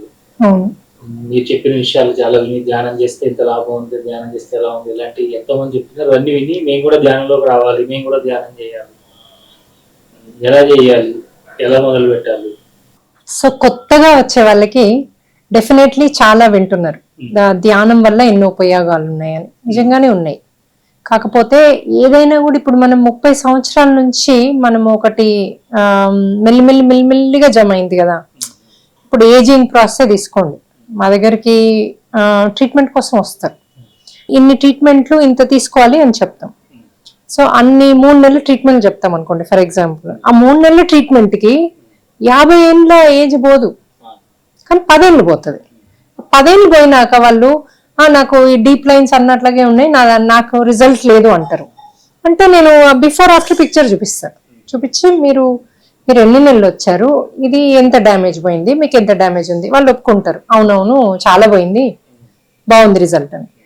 అది ఎప్పుడు మనకి ఫోటో ద్వారా మీకు బిఫోర్ ఆఫ్టర్ చూపించగలిగినాం. ఇక్కడ ఏంటి, ఇక్కడ మన లోపల ఎన్నో జన్మల నుంచి కరువు అంతా కట్టుకుని ఉంది లోపల.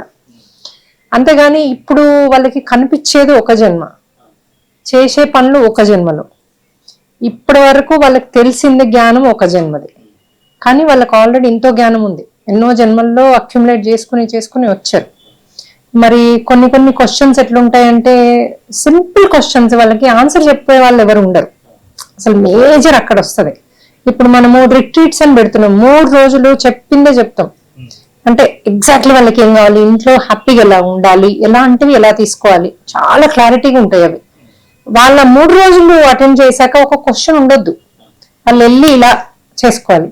కానీ కౌన్సిలింగ్ అని మేము మళ్ళీ అది అయిపోయాక నైట్ 9 PM వరకు కౌన్సిలింగ్ చేస్తూనే ఉంటాం. ఎందుకు మళ్ళీ సేమ్ క్వశ్చన్లు అక్కడ అడుగుతారు?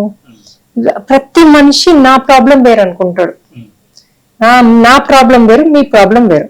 సో ఇక్కడ మేడం చెప్పింది జనరల్ థింగ్స్ అనుకుంటారు. ఈవెన్ దో నేను ఫైనాన్షియల్ కి సంబంధించిందే చెప్పాను అక్కడ, అయినా కాదు నాకు ప్లాట్ కొట్టేశాడో లేకపోతే ఎవరో డబ్బులు తీసుకొని ఇవ్వలేదో, నా ప్రాబ్లం సమస్య వేరు, మేడంతో మాట్లాడితే ఆ సమస్య పోతుంది. సో ఇలాంటివన్నీ ఏమవుతుంది, మనము ఇంకొద్దిగా అష్యూరెన్స్ ఇవ్వాలి, కొంచెం ఏం మీది పోతుంది, ఎందుకమ్మా 3 నెలల్లో మొత్తం క్లియర్ అవుతుంది అని మన నోట్తో అనాలి, అది వినాలి వాళ్ళు. అప్పుడు కానీ కాన్ఫిడెన్స్ రాదు వాళ్ళకి, కొంచెం ఏదో ఉంది ఇందులో అని తెలుస్తుంది వాళ్ళకి. అని మేడం చెప్పారంటే ఇందులో ఏదో ఉంది, సో ఇందులో నుంచి నేను బయట కాగలుగుతాను, కొద్ది కాన్ఫిడెన్స్ వస్తుంది. కానీ మళ్ళీ మీరు పర్సనల్ గా మాట్లాడితే తప్ప వాళ్ళు దాంట్లోంచి బయటపడడానికి కాన్ఫిడెన్స్ 100% రావట్లేదు. అందుకని నేను ప్రతి దాంట్లో మళ్ళీ కౌన్సిలింగ్స్ అని పెట్టి ఐదర్ మా వాళ్ళతో మాట్లాడిస్తాను, నేనన్నా పర్సనల్ గా మాట్లాడతాను. సో మాట్లాడితే కొద్ది కాన్ఫిడెన్స్ వస్తుంది, మాట్లాడితే వాళ్ళకి ఏం చేయాలో అర్థమవుతుంది. సో ఆటోమేటిక్ గా వాళ్ళకి అందులోంచి మెల్లిగా బయటపడడానికి ఇంకా కొంచెం ఆస్కారం ఎక్కువ అవుతుంది, అలాగే కాన్ఫిడెన్స్ ఎక్కువ అవుతుంది. లాస్ట్ టైం మీరు ఒక సెషన్ చేశారు కదా, వర్క్షాప్ చేశారు కదా, అక్కడికి వచ్చిన వాళ్ళు వర్క్షాప్ అటెండ్ అయ్యారు. ఇప్పుడు చాలా 2-3 నెలలు అయినట్టుంది వాళ్ళంతా కూడా. వాళ్ళలో ఏమైనా మార్పులు వచ్చినాయి? ఎవరైనా చెప్తున్నారు మీకు రిజల్ట్స్ గురించి? ప్రతిరోజు చెప్తారు, ప్రతి క్లాస్ లో. ఎందుకంటే 2 months అవుతుంది ఇప్పటికి మనకు చేసేది ఆల్మోస్ట్. సో అది చేశాక వాళ్ళు అద్భుతమైన మార్పులు, ఎందుకంటే వాళ్ళు ఆ ట్రస్ట్ లోకి వెళ్ళారనమాట. ఎప్పుడైతే మీరు నమ్ముతారో ఒకదాన్ని, నమ్మి చేస్తే ఆటోమేటిక్ గా మీ బాడీలో ఉన్న సెల్స్ కాదు ప్రతి ఒక్కటి మీకు ఈజీగా మీకు వస్తుందన్నమాట. సో అలా మీకు ఒకసారి మీకు ఆ నమ్మకంలోకి వెళ్ళి మీరు దాన్ని రోజు ప్రాక్టీస్ చేస్తే దాని రిజల్ట్ ఉండకుండా ఉండదు కదా. చాలా మంది హ్యాపీలోకి వెళ్ళారు, వాళ్ళ లైఫ్ లో ఉన్న ప్రాబ్లమ్స్ అన్ని సాల్వ్ చేసుకుని వేరే వాళ్ళకి ఇప్పుడు హెల్ప్ చేస్తున్నారు. సో ఇప్పుడు వాళ్ళు వాలంటీర్స్ అయిపోయారు, 30 people వాలంటీర్స్ ఉన్నారు. ఇప్పుడు మన కొత్త వాళ్ళు జాయిన్ అయితే ఆ వాలంటీర్స్ వాళ్ళకి కాల్ చేసి మీరు ఇది ఉంది, ఇలా పద్ధతి ఉంది, ఇలా ఫాలో కండి అని ఫోన్ నెంబర్ మన దాంట్లో యాడ్ చేస్తారు వాళ్ళు.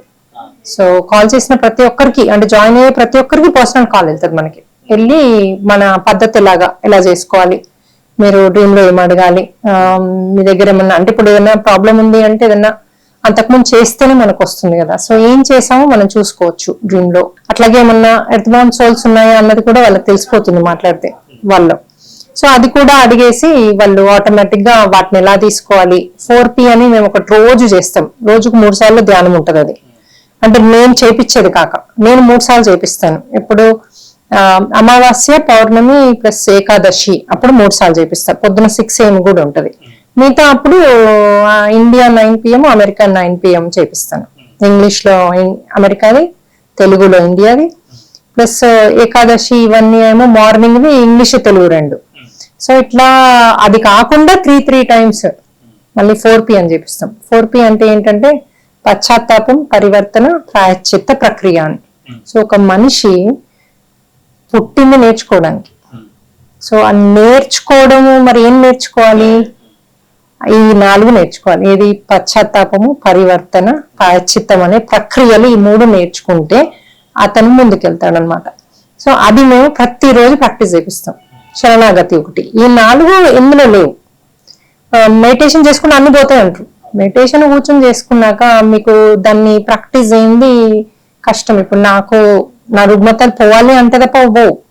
మీకు ఆత్మశక్తి వస్తూ ఉంటది, ఆత్మశక్తిలో సెల్స్ లో అన్నిట్లో నిండుతుంది. కానీ దాన్ని ఏ విధంగా వాడుకుంటారు, పాజిటివ్ గా వాడుకోవచ్చు, నెగిటివ్ గా వాడుకోవచ్చు. ఇప్పుడు రాక్షసులలో కూడా ఇప్పుడు మన శుక్రాచార్యుడు ఎంతో వాళ్ళకి ధైర్యాన్ని ఇచ్చాడు, తపోశక్తిని ఇచ్చాడు. తపస్సు చేసుకొని వాళ్ళు ఏదంటే అది కోరిక అడిగారు. ఏ కోరికలు అడిగారు వారు? మరి అది తపశ్శక్తే కదా, మరి ఇది తపశ్శక్తే కదా. మరి తపశ్శక్తితో నువ్వు దేవుడు అవుతావు అంటే రావణాసురుడు దేవుడు అయ్యాడు, మరి ఏమైంది? సో అందుకని ఎప్పుడు కూడా మనమే దేవుళ్ళమనే అనే కాన్సెప్ట్ కంటే మనలో దేవుడు ఉన్నాడు, దాన్ని మనము అవేకెన్ చేసుకోవాలి. నెంబర్ 1. నెంబర్ 2, అతని శక్తి అంతా మనం శక్తివంతులం అవ్వాలి. ఎలా? మనలో ఉన్న అంత కల్మషము, ఇవన్నీ హర్షవర్గాలు ఉంటాయి కదా, అవన్నీ రిలీజ్ చేసుకొని, మనలో ఉన్న కర్మలు రిలీజ్ చేసేసుకొని, మనలో శక్తి పెంచుకొని, అందరికి సేవ గుణాన్ని పెంచుకొని, ఇచ్చే గుణం అన్నది నెంబర్ 1. అది శరణాగతి, సేవ. ఈ రెండిట్లో ఉంటే కర్మలు ఆటోమేటిక్ గా డిజాల్వ్ అవుతూనే పోతుంటాయి. ఇప్పుడు ఇంతకుముందు సార్ కూడా చెప్పారు కదా, టీనేజర్స్ ఎవరైతే డ్రగ్స్ లో ఉండి బయటకు వస్తే వాళ్ళు సేవలో ఉంటున్నారని, అట్లాగే మనకున్న ప్రాబ్లమ్స్ ఎప్పుడైతే బయటకు వస్తామో ఆ ప్రాబ్లమ్స్ ఉన్న వాళ్ళకి మనం సేవ చేయాలి, హెల్ప్ చేయాలి, దాని నుంచి మళ్ళీ బయటపడడానికి. దాన్నే అంటారు కదా ప్రాయశ్చిత్తం అని. ప్రాయశ్చిత్తం అంటే ఏంటి? మనం వేరే వాళ్ళకి సేమ్ ప్రాబ్లం ఉన్న వాళ్ళకి సేవ చేయడం. సో పశ్చాత్తాపం ఏంటి? అయ్యో నేను తప్పు చేశాను అని గుర్తుపట్టడం. పరివర్తన ఏంటి? మళ్ళీ చేయకపోవడం. సో ఈ 3 కనుక మనం ఫాలో అయితే ఆటోమేటిక్ గా సేవలో, ప్లస్ 4వది మీరు పూర్తి సరెండరెన్స్ టు ద యూనివర్స్. సరే ఏదైనా నేను యాక్సెప్ట్ చేస్తా, నాకు ఏది వచ్చినా సరే, నాకు ఇది వచ్చింది ఈరోజు, నాకెందుకు రావాలి? నేను ధ్యానంలో ఉన్నా, ఇంతమందికి సేవ చేస్తున్నా, ఫస్ట్ అదే అంటది మైండ్. నేను ఇంతమంది సేవ చేస్తున్నా, నాకు ఇది ఎట్లా వచ్చింది అంటారు. అరే వచ్చిందని నువ్వు యాక్సెప్ట్ చేయి ఫస్ట్, తర్వాత అంటే ఇంకెంతో వచ్చేది. చచ్చిపోయే దాని నిన్న ఈరోజు బ్రతికున్నావు, మేబీ సేవ వల్ల కావచ్చు. అలా ఎందుకు ఆలోచించట్లేదు నువ్వు? అసలే రావద్దు అంటే మరి ఏం నేర్చుకోం కదా మనం పుట్టుకనే నేర్చుకోవడానికి సార్. ఇది ప్రతి ఒక్క అనుభవము మనకు నేర్పిస్తుంది. కాకపోతే నెగిటివ్ అనుభవాలు ఎక్కువ నేర్పిస్తాయి పాజిటివ్ కంటే. పాజిటివ్ పట్టించుకోం మనం, బట్ అనుభవిస్తూ ఉంటాం, దాన్ని ఇంకా ఇంప్రూవ్ చేసుకోవడానికి చూడం. అదే మనకు ఒక కష్టం వస్తే దాని నుంచి బయటికి ఎలా పడాలి, మన లైఫ్ ని సంతోషంగా ఎలా మార్చుకోవాలి, అప్పుడు మనకి కొత్త ఐడియాస్ వస్తాయి, కొత్త సిస్టంలోకి వెళ్తాము, కొత్తగా మనం ఎన్లైటన్లోకి వెళ్తాం. సో అందుకని దేన్ని మనం ఆపొద్దు, సిస్టమ్ని. సో కాకపోతే ఒక థింగ్, మనకు ఒక కష్టం వచ్చినప్పుడు నేను దీనిలోంచి ఏం నేర్చుకోవాలి? నెంబర్ 1. నెంబర్ 2, నాకు ఏం నేర్పించింది ఇప్పటివరకు ఇది. నెంబర్ 3, నేను చేస్తేనే నాకు వచ్చింది, సారీ నేను ఎవరికో ఇంకో 4 గంటలు ఎక్కువ చేసిన నాకు తెలిసి చేశానని నేను ఒప్పుకుంటున్నా. సో ఒప్పుకోవడం అన్నది కూడా ఇంపార్టెంట్. సో ఇందులో కనుక మనం లివ్ చేస్తే, థ్యాంక్ యూ, నాకు ఇప్పుడు ఉన్న వాటికి థ్యాంక్ యూ, నేను అంత చేసినా నాకు ఇంకా ఇంత ఇచ్చావు, థ్యాంక్ యూ. ఈ దాంట్లో ఉంటే అసలు ఎవరికేమి ఏ కష్టం వచ్చినా కష్టం మనం ఫీల్ కాం. సో కష్టం వచ్చినా రాకున్నా సంతోషంగా జీవించడం అన్నది ఒక టెక్నిక్. ఆ టెక్నిక్ నేను నేర్పిస్తా, బయట మీకు ఆ టెక్నిక్ అవైలబుల్ లేదు మీరు అన్నట్టుగా. సో అది మాకు చాలా సక్సెస్ రేట్ ఉంది, 100% సక్సెస్ రేట్ ఉంది. అందరూ చెప్తున్నారు, మేడం నేను ఇంత చేంజ్ అయ్యాను మేడం వచ్చినప్పటి. అదంతా ఎంత 6 వారాలు, 5 వారాలు, 4 వారాలు, మీకు తెలుసా 2 వారాలే అయింది మీరు జాయిన్ అంటాను నేను. అంటే అవును మేడం ఇంత చేంజ్ అయ్యాను, నాకు ఇంట్లో కూడా మా హస్బెండ్ కూడా ఇప్పుడు అన్నిటి కోఆపరేట్ చేస్తున్నాడు అంటే అది హస్బెండ్ ఫాల్ట్ కాదు కదా అక్కడ. మరి హస్బెండ్ చేయట్లేదు మెడిటేషన్, మరి ఆయన ఎందుకు చేంజ్ అయ్యాడు? మీరు చేంజ్ అయితే ఆయన ఎందుకు చేంజ్ అయ్యాడు? అంటే ఇక్కడ లోపం ఎక్కడ ఉంది? మనలోనే ఉంది కదా ప్రతి దానికి. ఇప్పుడు పిల్లలకు కూడా ఏం నేర్పియము, గులుగుతాం. అదేంటి వీడు ఏం చేయడు, నువ్వేంది కూర్చుంటావు నించుంటావు, ఎప్పుడైనా నువ్వు నేర్పించావా? ఏం చేయాలో చెప్పావా? మరి ఎందుకు గులుగుతున్నావు? ఇవన్నీ మనం నేర్పిస్తాం అనమాట. మంచి నేర్పియండి, వాళ్ళకి మీ ఎనర్జీస్ ఇవ్వండి. మీతో పాటు మీరు పని చేసేప్పుడు కిచెన్ లో వాళ్ళని కూడా ఉంచండి, ముచ్చట చెప్పండి, వాళ్ళకు పని చెప్పండి. అట్లా మీరు ఇప్పుడు తల్లి బాండింగ్ ఏర్పడుతుంది కదా. వాళ్ళు గేమ్స్ ఆడుతూ నేను కిచెన్ లో ఉంటే ఎక్కడ బాండింగ్ ఉంది? మనం ఏం నేర్పేం కూడా. సో అట్లాంటివి చిన్న చిన్నవి తెలియకుండానే వాళ్ళ మైండ్ లో పడేస్తూ ఉంటాము. స్లోగా ఇంట్లో పిల్లల యాటిట్యూడ్ చేంజ్ అవుద్ది, వైఫ్ యాటిట్యూడ్ చేంజ్ అయ్యింది, హస్బెండ్ ఉంటే హస్బెండ్ చేంజ్ అయ్యింది. ఇట్లా మొత్తం మీరు అన్నట్టుగా ఈ పరివర్తన ప్రాయశ్చిత్త ప్రక్రియ ఒకటి, ఎర్త్ బాండ్ సోల్స్, ఇవి 2 సూపర్ సక్సెస్ మాకు. ఎర్త్ బాండ్ సోల్స్ అయితే ఇన్స్టంట్ రిజల్ట్, ఇంట్లో అందరూ సంతోషంగా హ్యాపీగా ఉంటున్నారు దాంతో తీయగానే. ఇంకా 3 రోజుల్లో మనం రిజల్ట్ చూపిస్తున్నాం. ఇంకోటి మనకి 3వది వచ్చేసి సోల్ టాక్. సోల్ టాక్ ఎక్కడా లేదు, ఇది మనం చేసేదే. సోల్ టాక్ అంటే ఇప్పుడు ఒక అబ్బాయి బాగా సతాయిస్తున్నాడు, చిన్న పిల్లలు కూడా ప్రతిదానికి ఏడుస్తారు, అట్లా చేస్తారు కదా. వాళ్ళని సోల్ని పిలుచుకుని మనం కూర్చోబెట్టుకుని మాట్లాడితే వాళ్ళకి ఏం కావాలో అది మాట్లాడి, నాయన ఇట్లా బుద్ధిగా ఉండు, నేను తల్లిగా నీకు వచ్చాను కదా, నువ్వు నాకు ఇంత సతాయిస్తే నేను నీకు చేయాల్సింది ఎట్లా చేస్తా, ఇలాంటి అంటే సోల్ పరంగా మాట్లాడితే వాళ్ళ బాడీలో చేంజ్ ఉంటుంది. వాళ్ళు పడుకున్నప్పుడు సోల్ గైడ్ చేస్తుంది, మనందరికి కూడా గైడ్ చేస్తుంది. లేకపోతే మనము ఏదైతే డిజైన్ చేసుకున్నామో ఎలా చేయగలుగుతున్నాం? ఎట్లా మనకి ఏం తెలియదు కదా, ఇప్పుడు మన ఏ జన్మ తెలియదు, మనం ఏం డిజైన్ చేసుకున్నామో తెలియదు, మరి అయినా ఎలా చదువుకోగలుగుతున్నాం? వాట్ ఎవర్ మన సోల్ ప్రకారం ఎట్లా చేయగలుగుతున్నాం? మన సోల్ రోజు రాత్రి ఈ రోజు ఏం చేయాలో చెప్తుంది, అదే మనం చేస్తాం. సో ఎక్స్ట్రా ఏం చేయం. సో ఏదైనా మనం ఒక తప్పు చేయడం అన్నది మానవ సహజం, దాన్ని కూడా యాక్సెప్ట్ చేసి దానికి వాళ్ళకి వెళ్ళి మనం సారీ చెప్పే గట్స్ ఉండి సారీ చెప్పి మనము మళ్ళీ మంచి నడవడిక నెక్స్ట్ టైం దాన్ని రిపీట్ చేయకుండా చూసుకుంటే చాలు.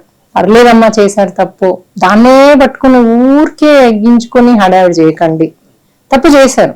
ఇప్పుడు కొంతమంది అంటారు నాకు వేరే బయట ఉంది, వైఫ్కి తెలీదు, హస్బెండ్ తెలీదు, నాకు దాని మీద గిల్ట్ ఫీల్ అవుతున్నా, అది ఎప్పుడో చేసింది, ఎప్పుడో చేశారు, సారీ ఫీల్ అయ్యారు, అయిపోయింది అది. ఇప్పుడు మంచి మంచి పరివర్తనలో ఉండండి చాలు.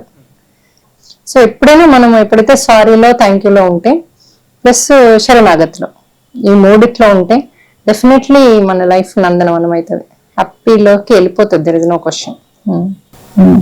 చక్రాల మీద కాన్సంట్రేషన్ పెట్టి చేస్తున్నారు అంటే దానికి ఒక రంగు ఉంటది, ఎలిమెంట్ ఉంటది ప్రతి దానికి. ఇది పంచభూతాల్లో ఒకటి ఉంటది, ప్లస్ దానికి మంత్రం ఉంటది. అయితే మనం ఏం చేస్తామంటే ఫస్ట్ ఎనర్జీ అంతా డౌన్లోడ్ చేసుకుంటాం.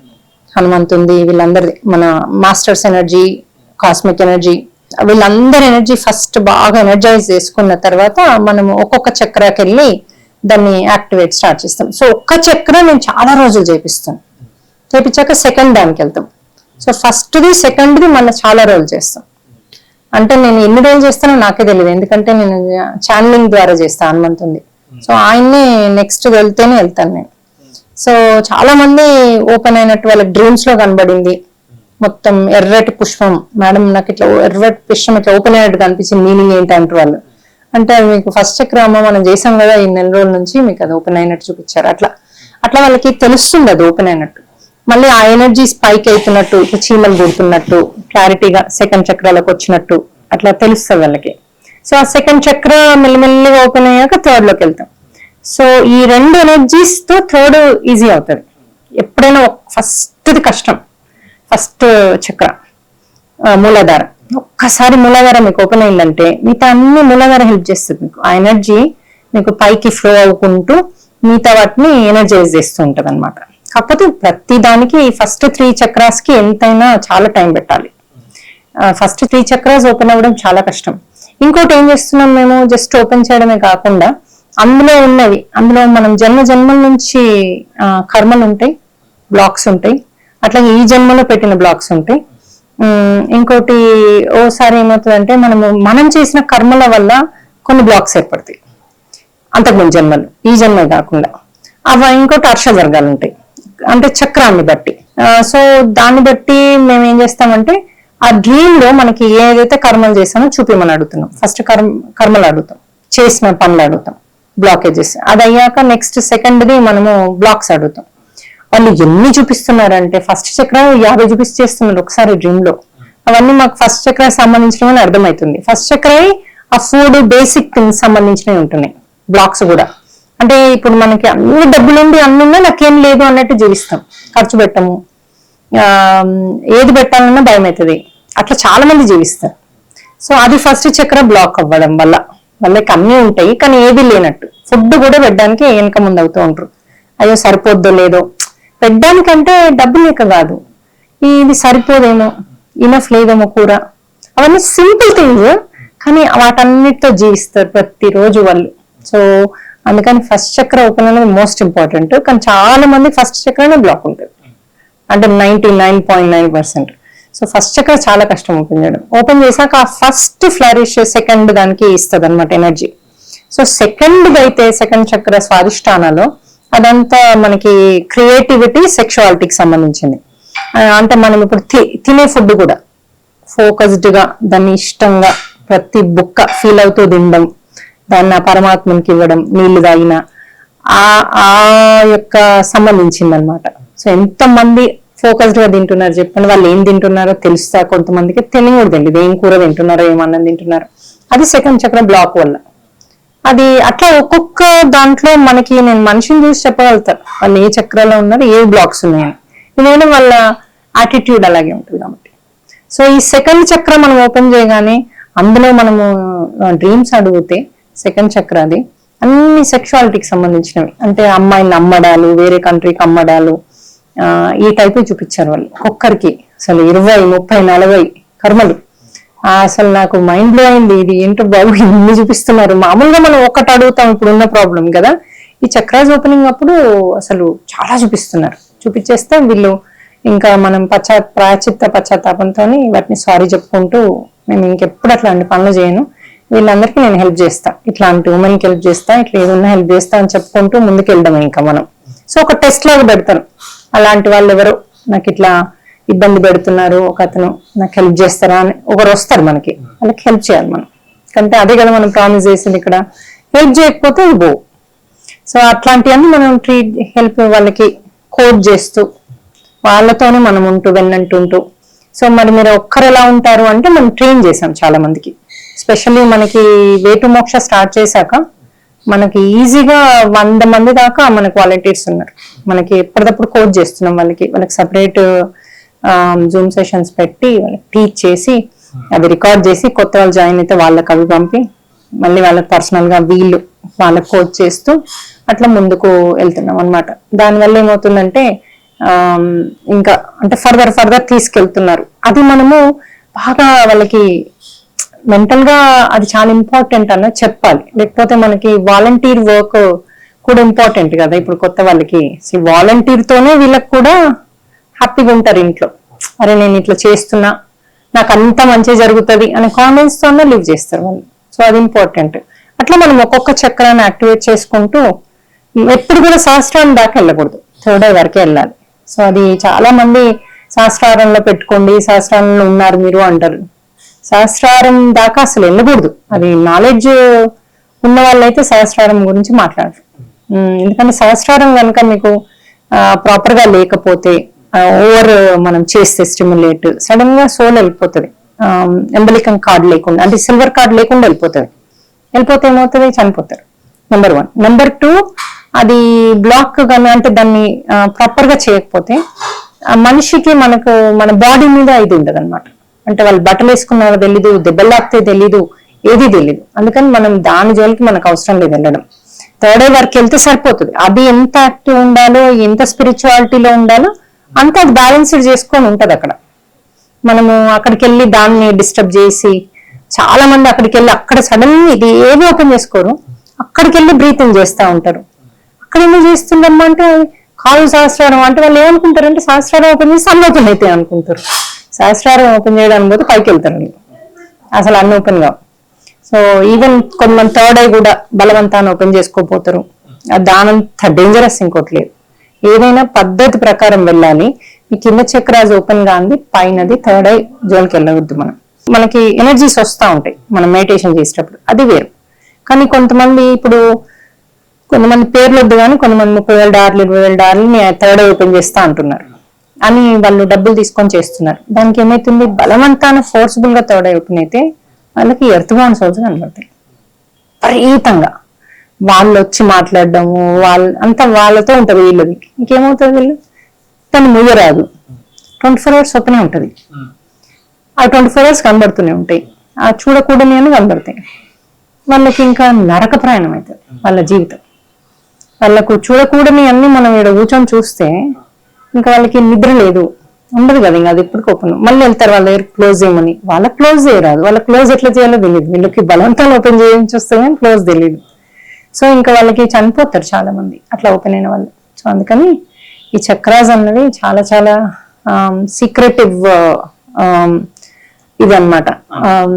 అంటే విద్య, దాన్ని కరెక్ట్ తెలిసిన వాళ్ళతోనే జాయిన్ కావాలి. అది కూడా group meditation is the best. దానికి ఒంటరిగా చేసుకోవడం కూడా నేను అంత ప్రిఫర్ చేయను. ఇప్పుడు కొంతమంది మనము మెడిటేషన్స్ పెట్టుకొని ఒక్కరు కూర్చొని చేస్తారు కదా. ఒక్కరు కూర్చొని చేస్తే కనుక అవుట్డోర్ మనం సన్సెట్ సన్ రైజ్ ఆ టైంలో చేస్తే మనకి ఆ హెల్ప్ ఉంటది, ఏం కాదు. కానీ ఒక్కరం మనం ఇంట్లో కూర్చుని అపార్ట్మెంట్స్ లో కూర్చొని చేసే విద్య అయితే కాదు. అది నేను అడ్వైజ్ చేయను. చేస్తే కనుక ఎక్కువ రోజులు ఒక్కటి చేయాలి. 6 నెలలు ఒక చక్ర చేస్తే ఎక్కడ కూర్చొని చేసినా పర్వాలేదు, ఒంటరి కూర్చున్నా. కానీ తొందరగా మూవ్ అయ్యి సడన్ గా పైకి వెళ్ళి థర్డ్ ఐ చేయడము, అంటే దాని మీద అవగాహన లేని మటుకు వాటి జోలికి వెళ్ళక ఆనాపాని సత్తి చేసుకోవడమే బెటర్. ఎటు మోక్ష స్టార్ట్ చేసిన తర్వాత దీని ద్వారా మీరు ఏం చేయాలనుకుంటున్నారో ఆ లక్ష్యాన్ని దగ్గరలో వెళ్తున్నారా? పూర్తిగా వెళ్తున్నా నేను, పూర్తిగా అంటే పూర్తిగా. ఇంకోటి పేరు కూడా మనకి దానికి అనిరుద్ధ మిరియాల నుంచి అనుమాక వచ్చింది. అది చాలా మందికి అదే రోజు డ్రీమ్స్ లో రావడము, ఎందుకో సడన్ గా వాళ్ళకి అలా అనడము, అది ఇంకా సరే అని ఇంకా అందరు కలిసి మొన్న ఉగాది రోజు పేరు చేంజ్ చేశారు అనమాట. యాక్చువల్లీ నవమి రోజు చేశారు. దాని తర్వాత మనకి అన్ని థింగ్స్ కూడా అన్ని కరెక్ట్ గా వాళ్ళకి ఏదంటే అది అవ్వడము, అలాగే ఇంట్లో అన్ని చేంజెస్, వాళ్ళు సోషల్ వర్క్ చేయడము, అట్లా మనకి మేజర్ గా మనకు ఉందేంటి, అందరు ధ్యానం చేసుకుని, ధ్యానం ఎందుకు చేయాలి, ఇంట్లో హ్యాపీగా ఉండాలి అందరూ. నా మెయిన్ ప్రాసెస్ పిల్లల్ని బాగా చూసుకోవాలి, ప్రేమతత్వంతో పిల్లల్ని పెంచాలి, అది ఫ్యూచర్. వాళ్ళు ఇంట్లో ప్రేమ లేకపోతేనే డ్రగ్స్ అన్నిటికి వెళ్తారు సార్, లేకపోతే వెళ్ళరు వాళ్ళు. ఇంట్లో ప్రేమ ఉండి పర్ఫెక్ట్ గా మనం పిల్లల్ని రేజ్ చేస్తే పిల్లలు మనతోనే ఉంటారు, ఎక్కడికి వెళ్ళరు. సో అది నా గోల్ నెంబర్ 1. అంటే తల్లిదండ్రులే కదా మళ్ళీ మనం ట్రైన్ చేయాల్సింది, తల్లిని ట్రైన్ చేస్తే సరిపోతుంది. తల్లి మెయిన్ ఇంపార్టెంట్ అండి. సో ఒక్క తల్లిని ట్రైన్ చేస్తే సరిపోద్ది పిల్లలు మంచి పెరగడానికి. సో అది నా మెయిన్ గోల్. నెంబర్ 2, అందరి ఇంటిల్లి పాది సంతోషంగా ఉండాలి, ఒకరి పట్ల ఒకరు ప్రేమతో. ఈ 2 ఉండాలని నా ధ్యేయం, ఏం లేదు వేరే. సో ఈ 2 ధ్యేయాలు అవుతున్నాయి. నేను ఎవ్రీడే ఐఎమ్ సక్సెస్ఫుల్. ఎవ్రీడే నాకు ఒక 10 మంది 20 మంది చాలా చేంజెస్ ఉన్నాయి. నేను ఇప్పుడు ఇంట్లో హ్యాపీగా ఉన్నా, నాతో అందరూ హ్యాపీగా ఉన్నారు నా చుట్టుపక్కల అని చెప్తున్నారు. అలాగే శత్రువులు కూడా తగ్గిపోయారని చెప్తున్నారు, అందరు మిత్రులే ఉన్నారని చెప్తున్నారు. సో అట్లా ఇంకేంటి మనకు కావాల్సింది. సో స్ట్రెస్ లేదు మైండ్ లో అందరికి. వస్తాము, అది ప్రాబ్లమ్స్ ఉన్నాయండి, ఎక్కువ మంది మాకు ఫోన్ చేస్తుంటారు కదా, అవును హెల్త్ ఇష్యూస్, మా పిల్లలకి బాగాలేదు, మా పిల్లలకి బాగాలేదు, మరి ఏం చేస్తారు, మేము అందరూ అడుగుతాము, అడిగితే మాకు ఏదైనా సొల్యూషన్ చెప్తారంటారు కదా, వాళ్ళకి ఏం చెప్తుంటారు? ఫస్ట్ మేము వాళ్ళకి డ్రీమ్ లో అడగమంటాం, ఏం చేస్తే మాకు ఇది వచ్చిందని. అది నెంబర్ 1 మాకు. సో డ్రీమ్ అన్నది చాలా చాలా చాలా మనకి ఇప్పుడు టిబెట్ లో అంతటా కూడా ఇప్పుడు మెడిటేషన్స్ లో డ్రీమ్ త్రూనే కనెక్ట్ కమ్మంటున్నారు, డ్రీమ్ లో సొల్యూషన్స్ అంటున్నారు. మీరు ఎక్కడికి వెళ్ళండి కొత్తగా అంటే హైగా చెప్పే వాళ్ళందరూ డ్రీమ్స్ అంటున్నారు. సో డ్రీమ్ వల్ల వాళ్ళకి సొల్యూషన్ దొరుకుతుంది, వాళ్ళు ఏం చేస్తే వచ్చింది అన్నది కనబడుతుంది అక్కడ. సో కనబడేసరికి ఏమవుతుంది, సొల్యూషన్ దొరికిపోయింది కదా అక్కడే. సో దొరికిపోయేసరికి వాళ్ళకి ఆటోమేటిక్ గా అయ్యో అని పశ్చాత్తాపంలోకి వెళ్ళిపోతున్నారు. ఫస్ట్ డ్రీమ్ చూసుకున్నాక పశ్చాత్తాపంతో దాన్ని రిలీజ్ చేసుకుంటారు, లేకపోతే మేజర్ గా ఎర్త్ బౌండ్ సోల్స్, అది ఈజియెస్ట్. సో అది ఇది రెండితో క్లియర్ అయిపోతుంది వాళ్ళ సమస్య. ఓసారి పిల్లలకు ఉంది అంటారు కదా, ఇప్పుడు వాళ్ళకి కాదు కదా పిల్లలకి. కానీ పిల్లలకు ఉంటే కూడా బాధ ఎవరు పడతారు, తల్లి పడుతుంది. సో బాధ ఎవరికి ఉంటే వాళ్ళకి కర్మ ఉన్నట్టు. సో న్యాచురల్లీ తల్లి చూసుకున్న కిడ్ వెళ్ళిపోతుంది. మరి కిడ్ అనుభవించింది ఎలా పోతుంది అంటే మీనింగ్ అది ఇంకో జన్మ కన్నా మూవ్ అవుతుంది, లేకపోతే తల్లి లేనప్పుడల్లా మళ్ళీ అబ్బాయి అనుభవించాల్సిందే. అబ్బాయి కర్మ అబ్బాయి. ఇప్పుడు టెంపరీగా అయితే అబ్బాయికి పోతుంది, తల్లికి పర్మనెంట్ గా పోతుంది. ఎందుకంటే ఈవిడ మొత్తం ప్రాసెస్ చేస్తుంది కదా, ఈవిడకి వెళ్ళిపోతుంది. సో అట్లా క్లియర్ చేసుకుంటున్నారు. సో ఇప్పుడు బిట్వీన్ సోల్ టాక్, డ్రీమ్స్ ద్వారా, అలాగే పశ్చాత్తాపం, పరివర్తన, ఈ 3 ప్రక్రియల ద్వారా ఆటోమేటిక్ గా వాళ్ళకి ఏది ఉంటే అది రిలీజ్ అయిపోతుంది. చాలా సంతోషం, చాలా మంచి విషయాలు తెలియజేస్తారు. ఇలాగే ముందు ముందు ఇంకా మరిన్ని కార్యక్రమాలు చేయాలి మీరు అనుకుంటారు. అందరూ ప్రతి మదర్ కూడా ఈ ధ్యానంలోకి రావాలి, వాళ్ళకి ఆ విధంగా సక్సెస్ అవ్వాలని చెప్తున్నాను. Thank you.